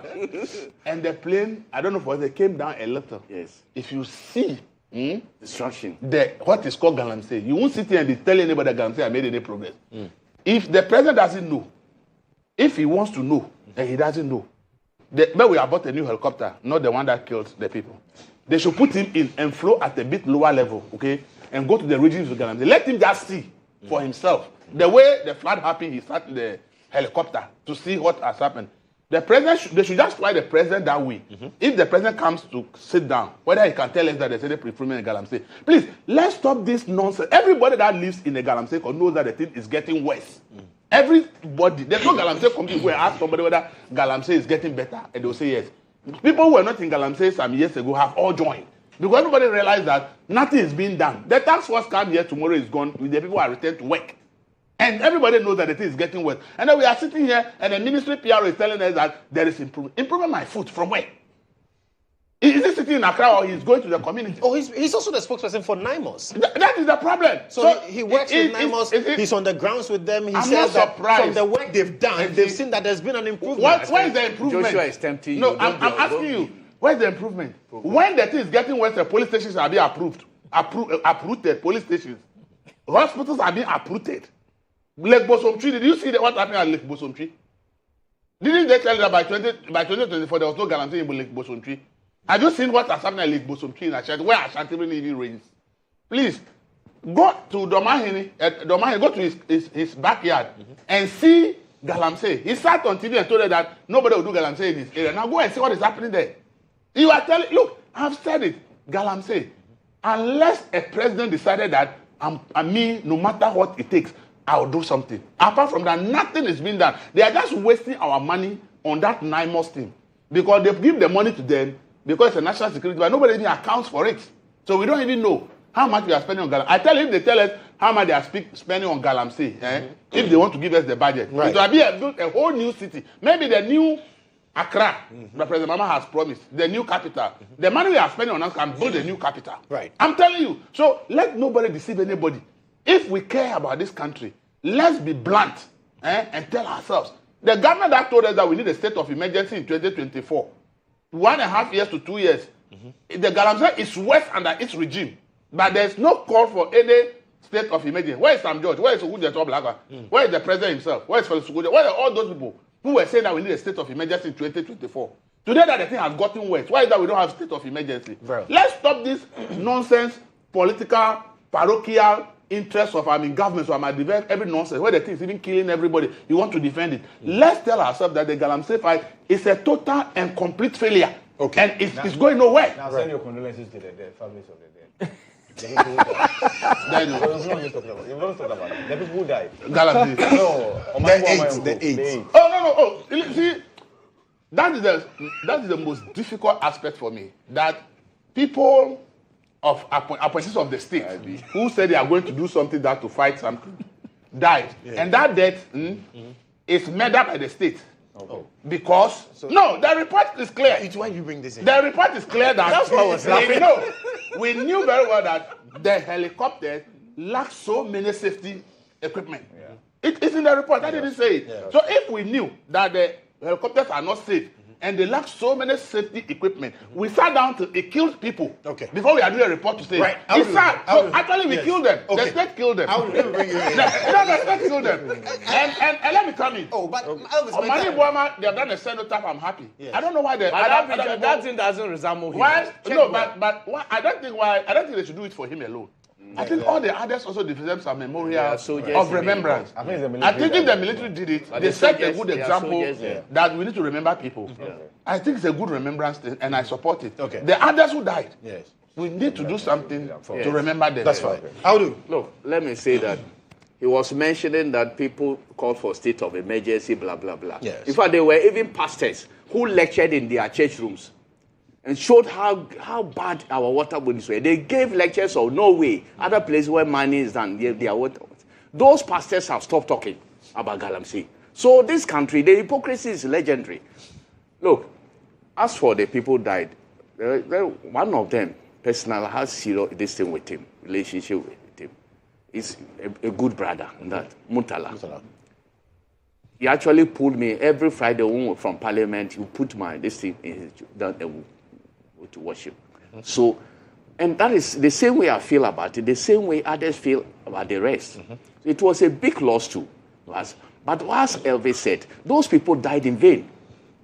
They died in vain. In fact, it was like, I don't want to repeat what he said about we murdered them. The state murdered them. I don't want to say that. But it looks like that. Because if you knew that helicopter had serious issues, and yet you allowed them to fly it, that was a serious issue at the state. Look, Galamsey has Western, they died in vain, they did nothing. They were going there to ensure that illegal was stopped. The responsible mining was launched. Yes. They didn't not get there. As a government, what do you do? The memory of those people should be that Galamsey, what they went there to fight, will be fought with no matter what. Yeah. But it didn't happen. It has worsened. You mentioned the places. Look, you mentioned schools. But we did a story, custodian, on that hospital thing with a picture. For the first time in BA, you have a community called Atroni. They said they've never seen Galamsey in their community. And they will show you fish. How Galamsey has poisoned their water bodies, killed their fish, their life, source of life, farmlands and everything. And they are now, because government has failed to do this, they are calling on deities to intervene. You hear them. That's how bad the situation is. And yet people are here talking about Naimos has done what and what. If Naimos has done, why is the head of that institution sacked? If he's doing so well, why was he removed? It's just what? Shift. What is this shift? When water stays in But one forget that one. The change has brought no change. It has brought no change. Why did they remove? If he was part of actually the doing reset, well, the reset. as they are talking about, if he was actually doing well, why do you remove a winning team? Somebody who is leading a team that is winning, then you'll be a bad coach. It's reshuffle. You'll be a bad coach that a player that is scoring goals for you, you remove that player and bring a player who come and To get more goals. more goals when you are not getting the goals. Have you done a good change? Okay. You are scoring. You are even scoring own goals. In fact, in this instance, we are even scoring more own goals. In Galamsey fight. Look, Galamsey, let nobody kid you. Let nobody put anything on paper that Galamsey has changed. If you want to see whether those saying that, let them go to the water bodies and see what is happening there. The forest. Somebody has been jailed for allowing his, allegedly, it's not being alleged. They said he has allowed his forest to be mined illegally. Go to that same forest and see whether there are no people there. Right. Go to forest. Go to water bodies and see what is happening there. Look, Galamsey has worsened in this country. Let nobody kid you with any paperwork. Go to the field and see whether. Look, it was that day we were shocked when we were in the plane. Yeah. We were shocked to see the. Look, almost you will see that almost the whole country. All the mining regions. All the mining regions. Now it has moved to my area. Now mining is in the northern sector. So it's virtually the whole country now. And you are telling me it has stopped or it has reduced? You said they've made decent advancements. Decent. What are the statistics? They've Forget about statistics. This water. 9,000. No, please look at this water. 1,000 miners, 700 cooperatives have forget that one. Look at this water. They can train all Ghanaians. They can train all Ghanaians. So long as the water is like this, you can't come and tell me look that. Look at this water. Does it look like Galamsey that has improved? But this is foul video. Foul video. It's foul video. It's what? It's foul. It's foul. The hospital that we are putting is it foul? Did you see file? Did you see that video? Or the police station that we are Let me send it to you, Joshua. Right. The hospital, recent hospital, is it file video? Let me send the video to the picture. Send me the picture. Let me bring both of us into the conversation. Then we'll land with the IB on this. The people died in vain. Okay, so a year ago, when my boss texted me to tell me that it appears there's been a helicopter crash, I prayed. I remember I was in our newsroom. I prayed to God and said, God, let this not be true. Because prior to that accident, at least I had been on that helicopter twice. Yeah. And the second time I was on that helicopter, we were going to Dollar Power. Do you know Dollar Power? Dollar Power somewhere in Bole area. In the border line between Ghana and Ivory Coast. Bole. And the helicopter had to come back. By the time we That successfully... same helicopter? Yes. Yeah. By the time we landed at Kotoka, we were told that while we were on our way, there was a fault. So we had to come back. I don't want to mention who I was on the helicopter with, but we were going to Dollar Power. So I prayed, but my prayer was late. Yeah. And so we lost the people, including Omani Boama and Mutala, who was my friend. And you know, Mutala, IB may remember, when I was the producer of this show that we are sitting on now, I used to call Mutala personally to come onto the show. So Mutala became my friend. So even though I had disagreements with him and arguments with him outside here in your office, he was my friend. And every time we met, we saw each other as friends. And you know, I'm a Christian and I'm a very religious person. But all my friends are Muslims. All my very good friends. Two of them are here. IB and Awudu. I'm not saying that Editor is not my friend. He's but he's not a Muslim. So Mutala is one of those people. So yes, I mean his loss was a very difficult one for all of us. And may his soul. And I heard that his home in Tamale got burnt. The family home. That was very disturbing, especially for it to happen on the anniversary day. The day before. Yes, I felt that it was unpardonable. I hope that they can channel some of the support for their families to help rebuild that family home in honor of him. My brother that I mentioned, Mustafa Gwande, visited the family. I think he did something there. Do more. So I hope that they do more and rebuild that house for the if not for anything at all, to honor Mutala. If right now I don't have any coins, if I got any coins, I would have supported it. But I don't have coins. All of us, we don't have coins. If we make it, it will help. All of us who are sitting here, if you say you have coins, you are pretending. All of us, we know we don't have. Joshua. Hey. Except, but let me quickly I can confirm that Joshua is well dressed, but he has no money. Thank you, Audu. Thank you. So you know, so yes, may their souls rest in perfect peace. I have a story about Omani Boama. So the guy who used to barber him, his barber, I go to his barbering shop once in a while. So the day or two after he died, I went to this barbering shop. I didn't know that he was his barber. When the guy saw me, he said, "Oh, my help don't die." That's what he said. His barber. He used to go to Omane's house to go and barber. I didn't know. I only got to know after his passing. And this is a bystander, if you ask me. But his life has been so impacted because Omani Boama made him a promise. No, why do you say bystander? He has a living but somebody that economically. No, my choice of the word bystander is not to say that he's an outsider. He's not in the political arena. He's not anything. He's an innocent bystander. That's about how the person impacts your life. That's exactly. So he's an innocent bystander whose life was impacted by this person. And I bet you, all the impact on this guy's life would never have been in the public domain. Yes. Never. Yeah, that's true. Whatever Omani Boama would have done for this guy, nobody would have known. Of course. So I'm only saying that the impact was felt on different levels. Omani Boama was never my friend, but I admired him because of his calmness and his attitude towards things. I admired him. He had a friend, doctor, who became my friend.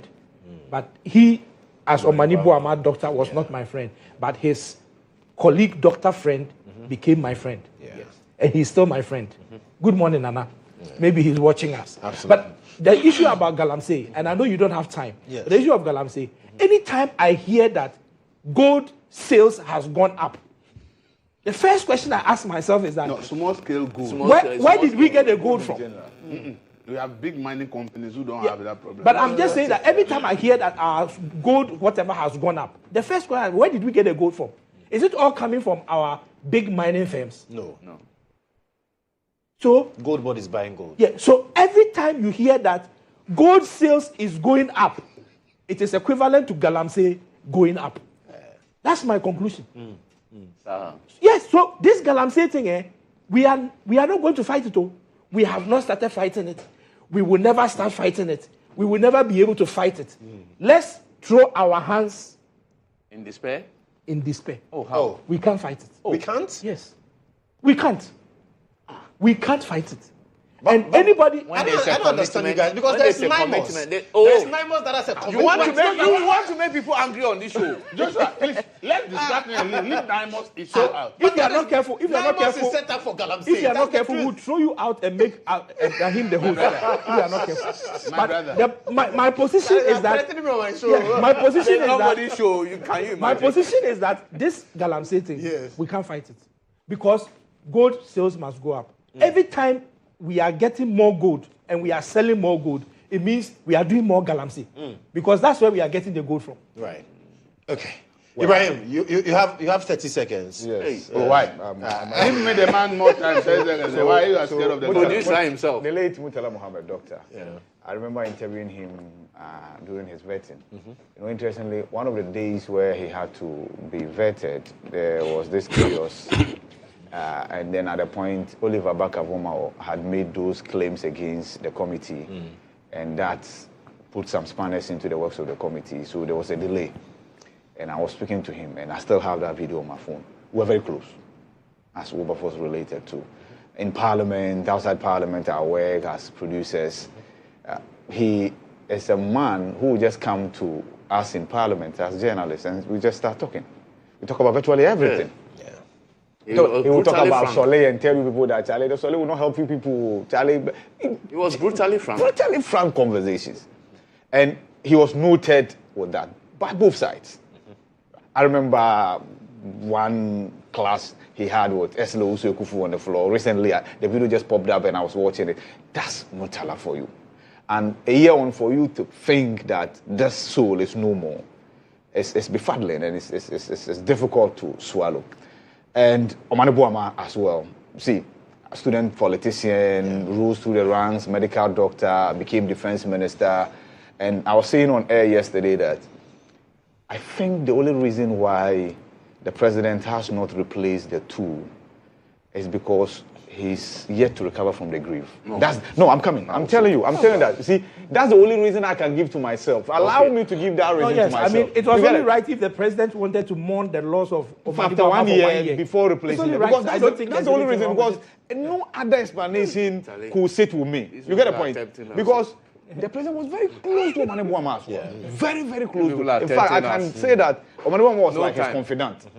Right? So I'm convincing myself that now that a year on, we've said goodbye to them, and kudos to the government for the package they announced to the families. I think it's an enduring package, and no family member who has been impacted by their demise will have any excuse tomorrow if things don't turn out right, because the packages are juicy. Investment packages, insurance packages, educational packages. Kudos to the government for putting this in place. It was practically. Yes. So let's come to Galamsey. Briefly. See, very briefly. A year on this platform, we've talked about Galamsey, we've engaged people in the sector and what have you. Has something been done? Yes. Is something been done? Yes. Are the waters clean? No.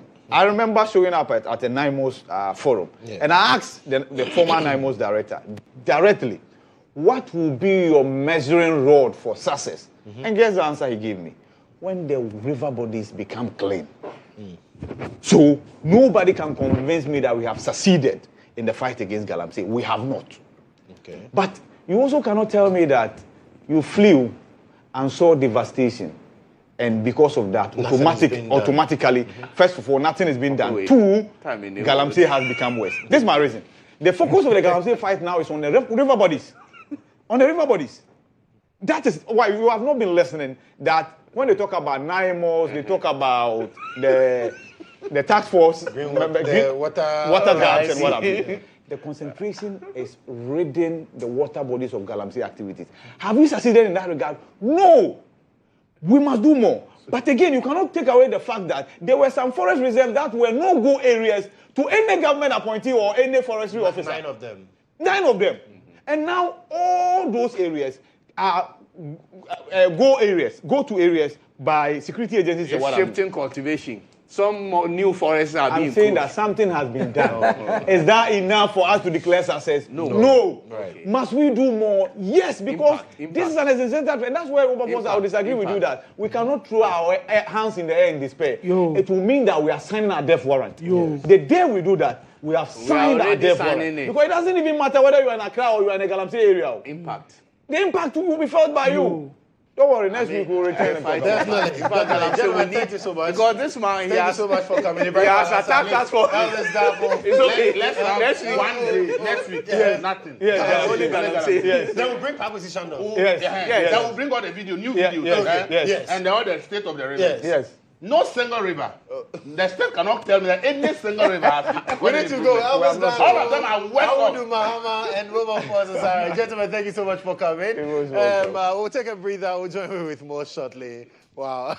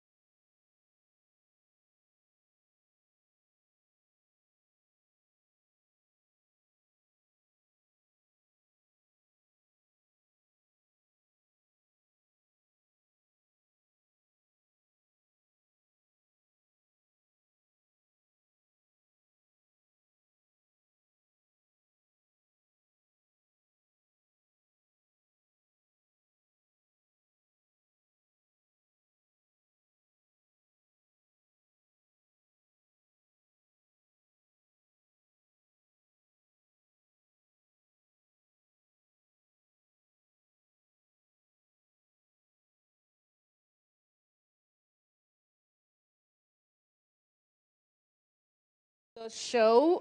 Joshua just had his guest on the weekly review, and I'm sure you enjoyed it. But let's have a conversation about insurance. It's actually dear to my heart, and I have two people who are in the studio to help us to understand what insurance are. And then if you have struggles with claims and the entire insurance industry, they are here to give us answers to our questions. So Dede is the customer service officer for the Complaints Management and Advice Bureau. And Inda Ahale Pole, he's the head of claims at the Complaints Management and Advice Bureau. Good to have you on the program. Good morning. I told you I liked your name. Thank you. Okay, so Judy, let me start with you first. I'm sure we all have an understanding of what insurance is, but we need to know the types of insurance we have. So, good morning. The type of insurance we have is more of two types. We have the general, and we have the, so let's say the life and the non-life. With the life, we have things with regards to funeral, income protection, disability, and then with the general, we have policies like the fire policies, the motor, the theft, professional indemnity. We have a lot of policies with regards to your work, and it's actually tailored to what the insured needs. With your little expertise about the insurance company, what is the most patronized one?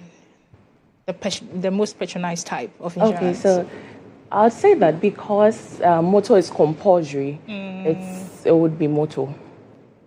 It would be motor. Okay, you are the head of claims. Let's talk about the struggles you experience when it comes to claims. Okay, thank you so much, Dede. First of all, let me say a good morning to your listeners. And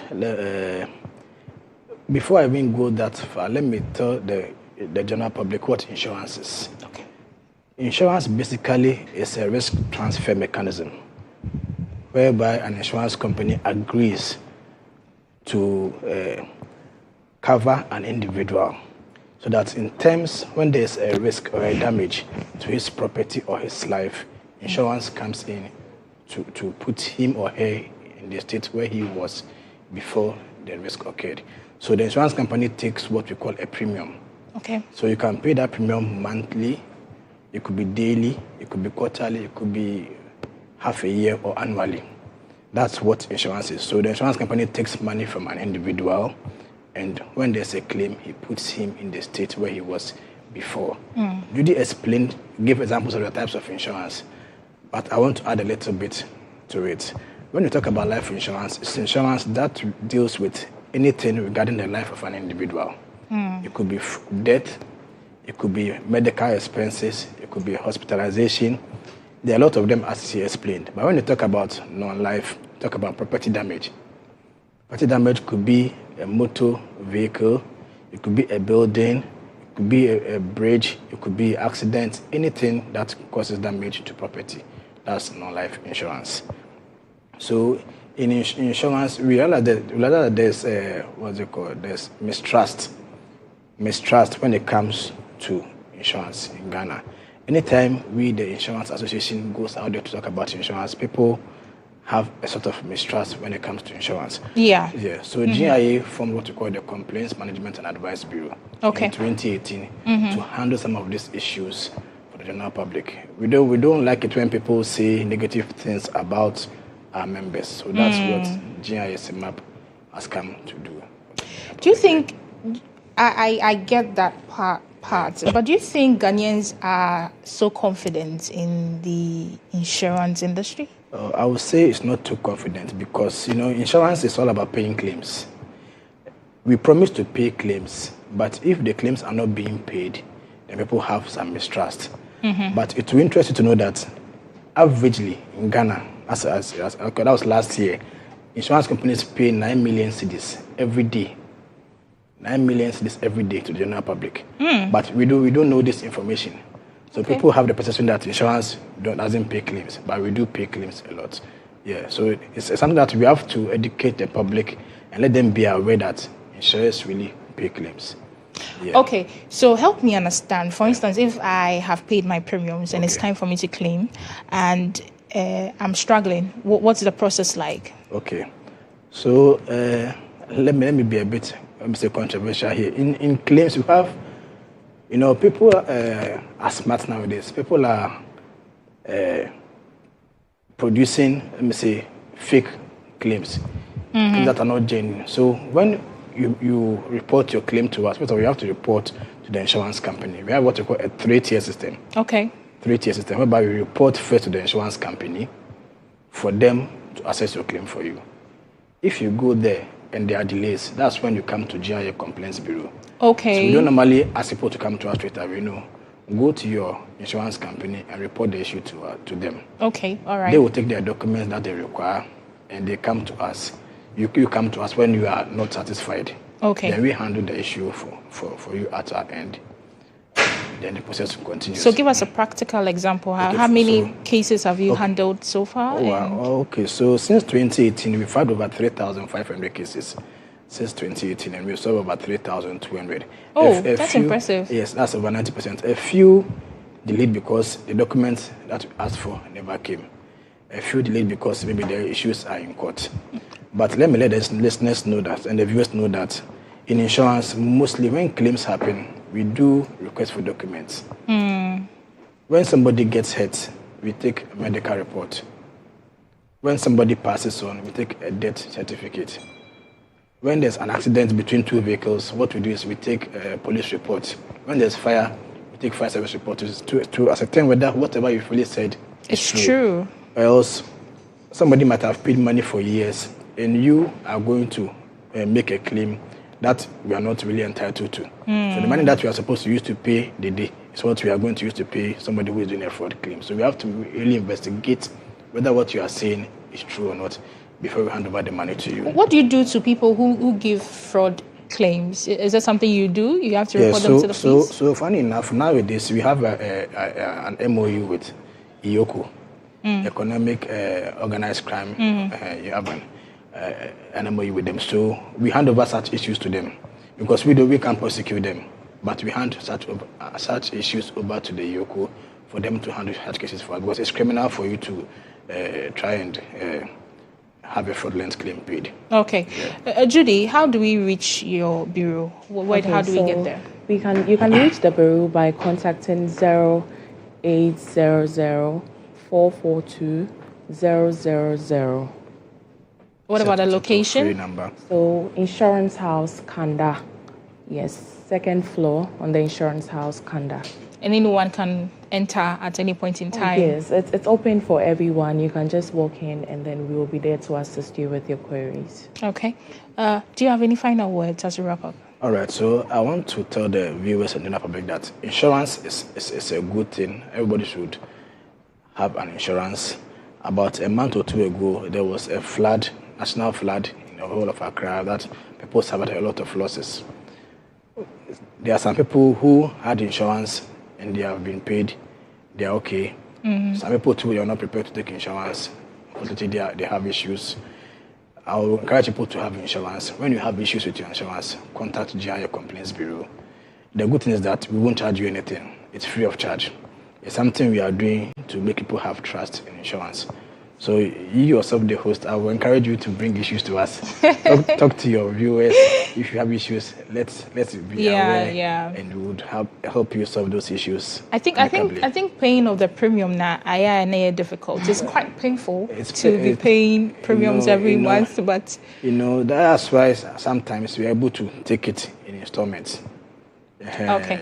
You make sure that you can pay this amount, so we give you an insurance that covers that amount that you're able to pay. Okay. We don't want to stretch anybody unduly.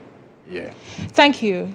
Thank you so much for making time to speak with us. They are representatives from the Complaint Management and Advice Bureau, and I've been here with Judy Ajay, who is the Customer Service Officer, and Inda Poli. He's the head of claims at the Bureau. We'll be back after this break.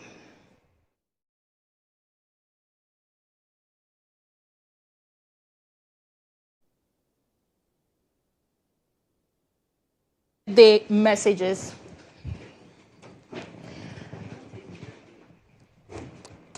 Oh, that's a very beautiful, lovely girl. Happy birthday to my lovely daughter, Rain Mameya Dako. You are a blessing to me, and I pray God's protection and guidance over your life and wish you all the best of luck life can offer you. Love you, darling. This is from your mom. Happy birthday to you, darling, from all of us at GHOne TV. We wish you a happy birthday. Glorious happy birthday to Madam Faustina Kafui. I think you are from Nkwanta in the OT region, and this is from ASP Amwa Richard. So happy birthday, Madam Faustina. Happy birthday to you, Miss Mercy Azamza. Continue growing in the mercies and grace of the Lord. May you find favor from God and man. Enjoy your day. From Jones. Jones, is it the Jones we have in our newsroom, or there's another Jones? Okay. Happy birthday to you, darling. Happy birthday to Madam Angelina J, also known as okay, well, I can't pronounce that, at Ministries. She's the CEO of Choba. May you find favor from God and man. Keep enjoying grace and good health. Thank you for everything you do. From Jones again. Okay, happy birthday to you, ma'am. Let's be real, the world wasn't ready for this much beauty, brains, and chaos in one person. You are unfairly good at making everyone else look average, but deeper than the jokes, you are the kind of person who makes hard days soft just by being in them. You light up rooms without trying, so here is to you a walking contradiction of savage, sweet, and magic. Hope this year loves you back as hard as you love everyone else. I'm lucky to know you. Happy birthday, Letitia. Hey, Bruno. Okay. Letitia, happy birthday to you. This is from Bruno Gabi. Happy birthday to my perfect half, Frederica Asante. You are the one who turns my ordinary days into something beautiful. You are my home, my calm, my favorite hello. May life give you back all the love you pour into others. I'm lucky to love you and even luck here to celebrate you today. From Francis Eklu.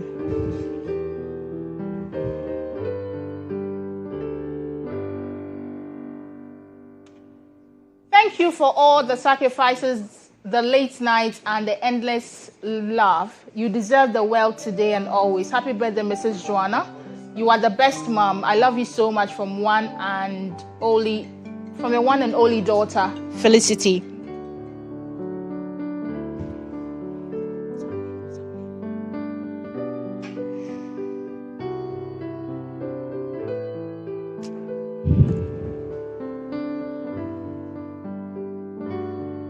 Okay, we still have some birthdays coming up. I seek God guidance and wisdom on this and all my days on earth. Morning show host, Spear FM from Damongo. A happy birthday to you, sir. We wish you long life and prosperity. Happy, glorious birthday to you, Anthony Yeboah, the District Youth President of the Apostles Continuation Church International, Medina. As you celebrate this special day, may our good Lord bless you and grant you all your wishes in Jesus' name.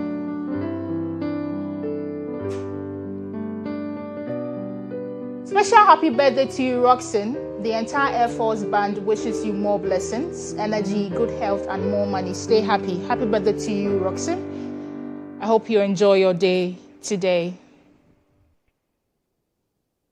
And happy birthday to Elizabeth Esquire, the overall best post-call law student in Ghana 2023. As you turn a year older today, I pray the good Lord shower you with blessings. Enjoy your day to the fullest. It's from your baby sister, Kosia.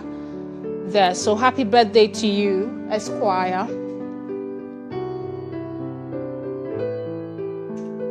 A special birthday to you, Roxanne. The entire Air Force Band wishes you more blessing, energy, good health, and more money. Stay happy and enjoy your day.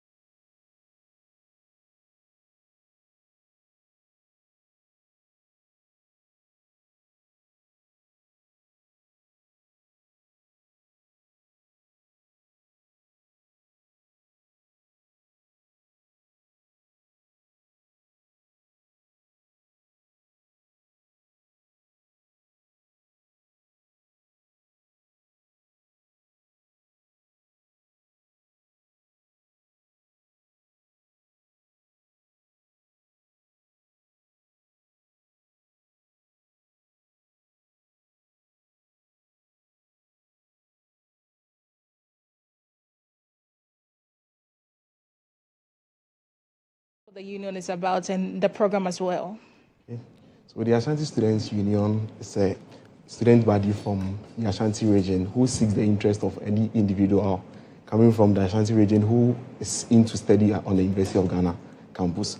So basically, we don't deal with Ashantis only. However, we deal with everybody from the Ashanti region. So you could be a Ghan who resides in Kumasi or who resides in the whole of Ashanti region. You could be a Fanti, you could be a Daguma, you could be a Mampusi. In as much as you find yourself on the University of Ghana campus and you're coming from the Ashanti region, you are privileged to join the union and we champion your interest. So it's not limited to just Ashantis? No, please. That's interesting. Tell us about this particular program and the people coming. Okay. Let me take this opportunity and greet my people out there. My king, Nana Adusei, Ampim, the first Tepamahini. Okay. And also Nino T in Suruma of Ablanta Manche, also traditional council, and Honorable Dr. Zenator Rollins, Member of Parliament for Klote constituency, and Honorable Asenso Boachi, Member of Parliament for Bantama constituency. Quite a list. Yes, so I think I extend my greetings to them as well. So the program basically meant for individuals who are inspired to be like someone. So we actually had a plan of bringing in the experts. So the program actually meant for leaders who have gained the experience to also come and express their experience to the less privileged or less experienced students. So actually, that is how come we are able to form the team and also make sure that each and everyone benefits from it. So that's what I can say for now. Okay, let me come to you. How can someone join the union and be part of this particular program? And then also tell us briefly the time this program starts. Okay, so you can simply join the union by expressing interest. So we have branches on campus and we have offices which we have opened, which when you approach, you can easily register your name. You'll be taken in and your name will be registered. And the program is happening on the 8th of August 2026 at the Kwafo Auditorium. We have listed, as my king has already mentioned, we have selected groups or people from all spheres of life who are well endowed in knowledge. As he already mentioned, we have Nana Tepamahin coming in. We have Honorable Asenso Wache coming in. We have Honorable Zanato Rollins coming in. We have a political analyst like Mr. Weber for Sasari also coming in. So you can all come and join us. Then we all make merry. You get the opportunity to engage with the speakers and learn knowledge from all spheres of life. So you decide on the career path you want to go right after. And it starts at 10? Yes, please. It starts at 10. Okay. All right. Thank you. Thank you so much. Otubo Ajima II. I want to type in a bit to the program. We really do not have time. Okay, can you make it brief? Yeah. Actually, it's, the goal of the program is to inspire, mentor, and then prepare the new generation for new leaders for Ghana. So we encourage each and every one to also try as much as possible to participate. Okay, yeah. I'm sure they will all try to be there on 8th August, right? Yes, please. Okay, so Nana Jimandria, you are the Kontihene for the union. Thank you so much, gentlemen, for making time to the studio with details of your program. But up next is Fly Friday, starting today and every Friday on the show. My colleague, Eko Boache, takes us into the world of aviation. Well, today, he sits with the director of passports to help us understand the passport, your ticket to the world. Take a look. I'm moving far away.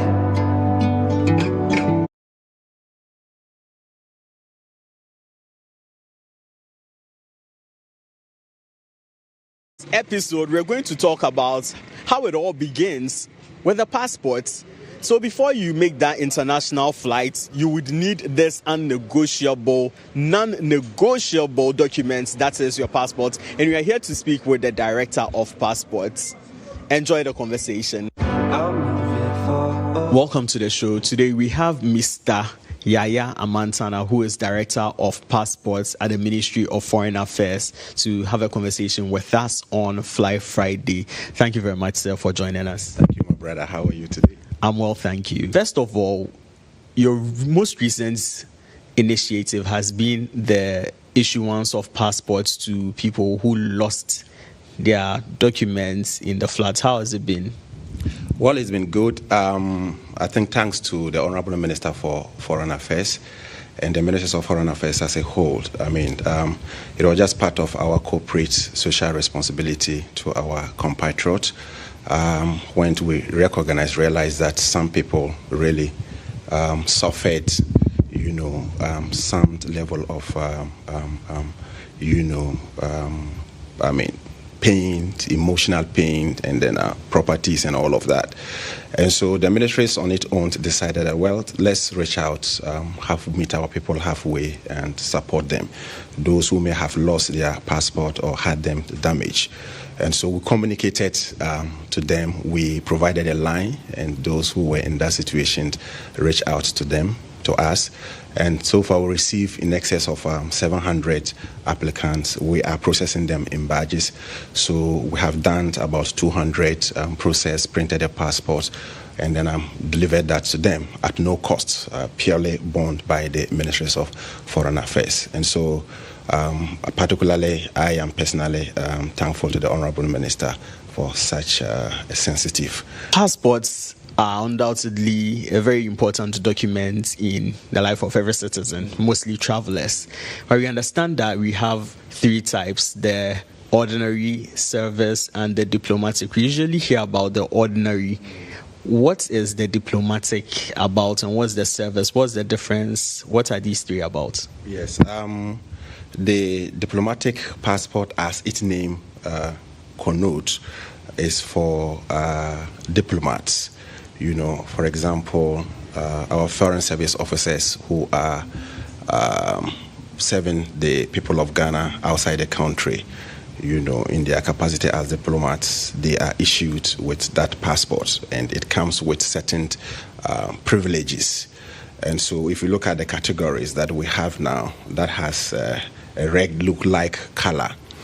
And so a step down, the diplomatic passport is the service passport, which is issued to high government officials who are to transact business on behalf of the government outside the country. For example, like chief directors and co. You may recall that our parliamentarians as well are entitled to diplomatic passport. Ministers, some high senior officials at the presidency.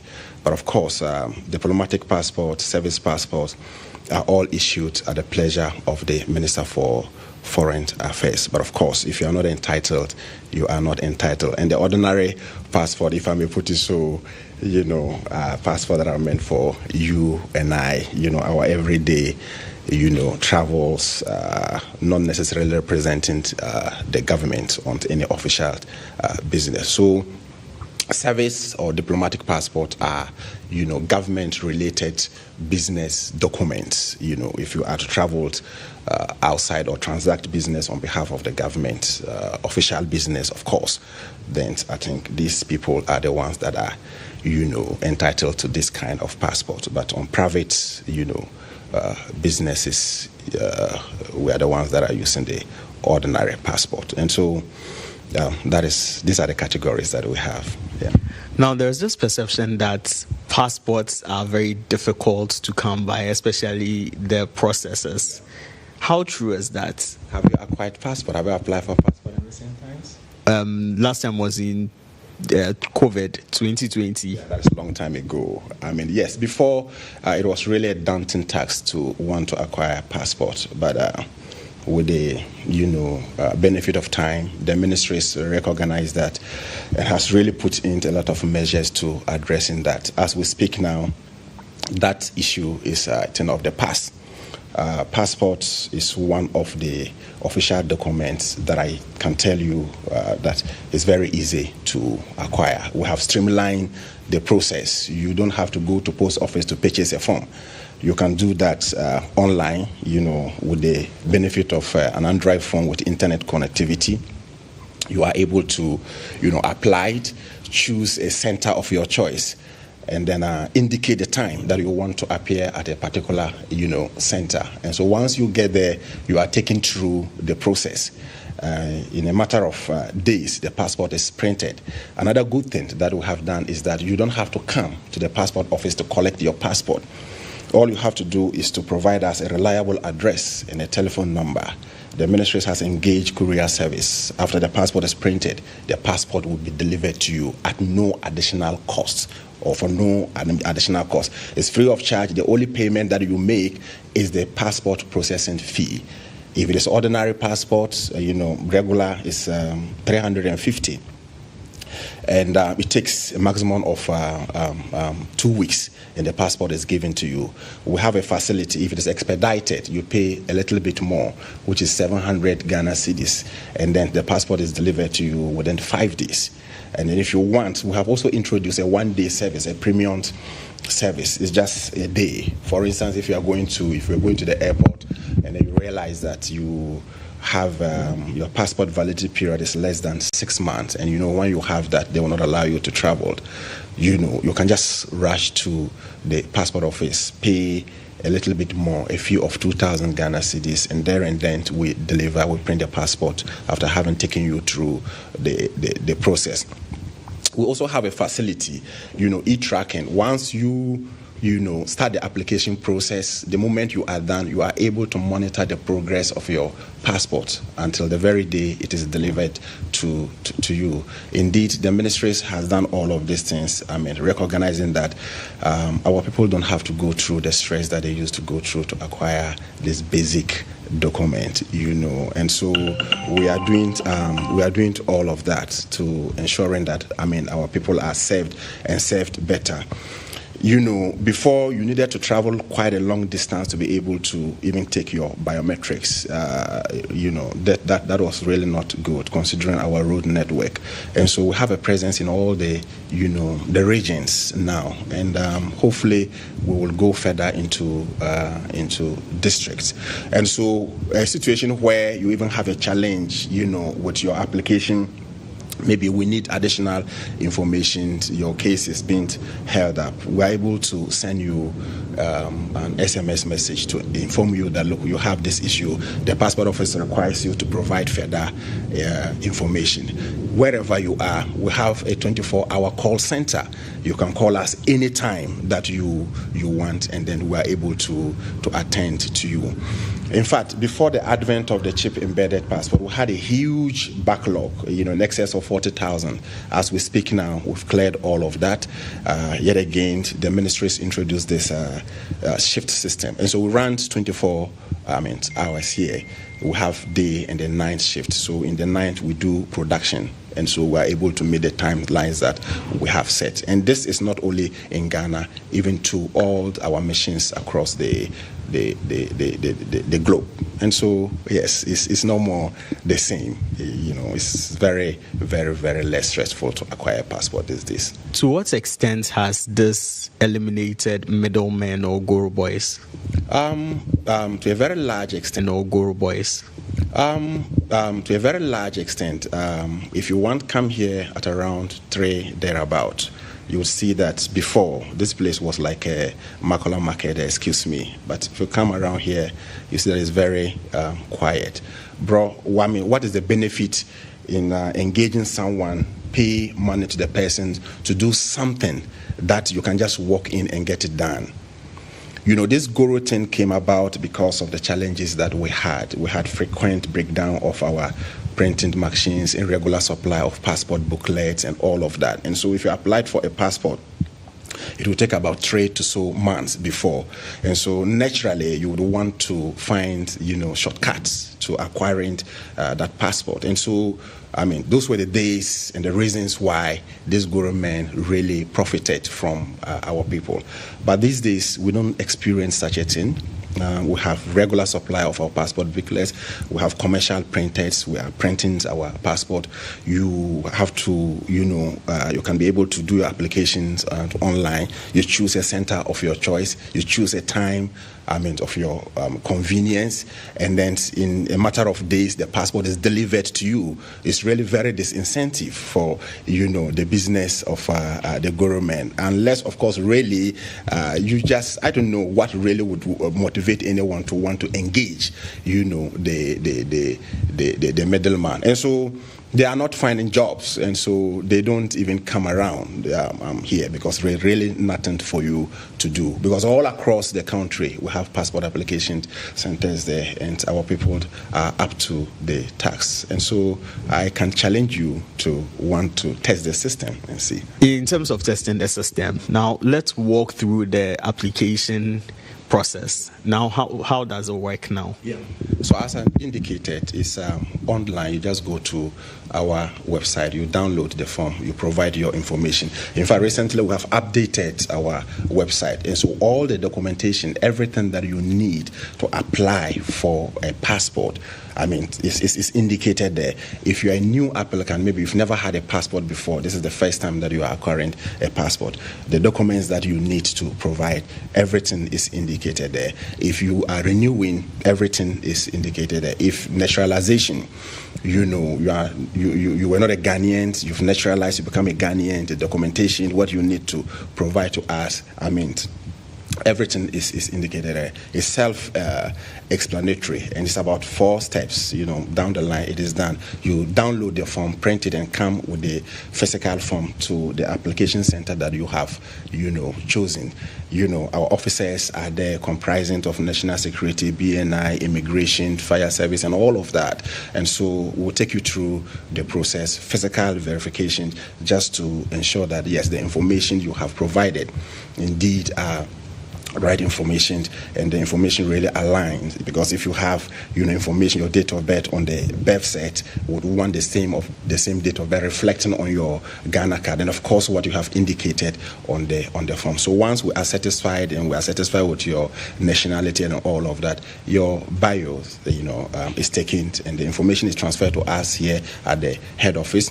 We have what we call electronic vetting. Our electronic vetting officers will also look at this just to be double sure that yes, we are, getting the right information. And in the next couple of days, the passport is printed to you. And so if you go to our website, it's self-explanatory. But of course, anyone who has any challenge in applying or processing their passport can always call our call center. And if you are not in Accra, you can just walk to the passport application center, and the director there will be more than willing to assist you. You mentioned that the website has been put into categories: new applicants and existing passports. When I had to renew my passport in 2020, I know it's far back, the process was like someone who was getting a passport altogether, a new passport altogether. How has it changed? No, it's changed because if you are renewing already, you have the passport, all right? So all you need to do is just to fill up the form. And so if you are going to the passport office, because we really want to be sure that yes, we don't have foreigners getting our passport, we require a proof of, an additional proof. Like if you have a Ghana card for that matter, you just support it. And we also have a situation where the first time you acquired a passport, the second time you decided to change your date of birth or decided to add a name. If you want to do that, there are processes that you have to follow. For instance, we require a gazette if you are changing either your date of birth or your name. So once you go there with this documentation, the passport is very important because you are renewing. And so what it means is that you've acquired one before. So we want to see the passport. And so if you have any ID card, just for us to be sure that really you didn't, really you are really truly a Ghanaian, and sometimes just to match the information to you. So there are instances where someone will come to renew, so you ask for the ID card, and then you will notice that the information on the Ghana card is different from what he has on the passport. And, you can't have 2 national IDs with different names. So when it is like that, sometimes it's just for us to help you. So we ask you, try to find out why is it the case. So you realize the person at the time he was acquiring the Ghana card, he provided a different name, or he has this name that he didn't use when he was, procuring the passport. So would advise that which of these do you really like? So if you are fine with what you have on the passport, then would advise you to go to Ghana card and change the name to align with what we have, on the passport, so that your documentations will speak the same language. And so it's quite a very simple process. Yeah, it's simple to the extent that it has become attractive to some of our neighboring countries. How do you filter it out? How do you make sure that non-Ghanaians are not acquiring Ghanaian passports illegally? We have quite a robust system. I mean, one of the effective systems that we have is this physical vetting. Unless some individuals in the passport office really are compromised, there is no way any foreigner can just walk through the process from A to Z and acquire our passport, because our physical vetting system is so effective. We would ask you all manner of questions. You would have to, prove if you are coming, you have to come with your Ghana card, you have to come with your birth cert, and then would ask you some questions. Sometimes, accent is not a proof of nationality, but of course, some of these things, play very critical role in us really identifying who you are. Where we are not certain, we probe further into your parenthood, your parents, your grandparents, and all of that. Will ask for proof and all of that. And so it's quite a tough system for a foreigner to be able to go through, get our passport. Yes, we don't discount the fact that we have some few bad nuts amongst us who would probably want to aid this process. But of course, if you try that and you are caught, which you will be caught, you will face the full rigor of the law. Thanks for tuning in with us. This is Fly Friday. My name is Kodjo. See you on the next episode. And that's how we wrap up the show here on GHOne Television with me, Awisi, Dede, Jange. See you on Newsroom.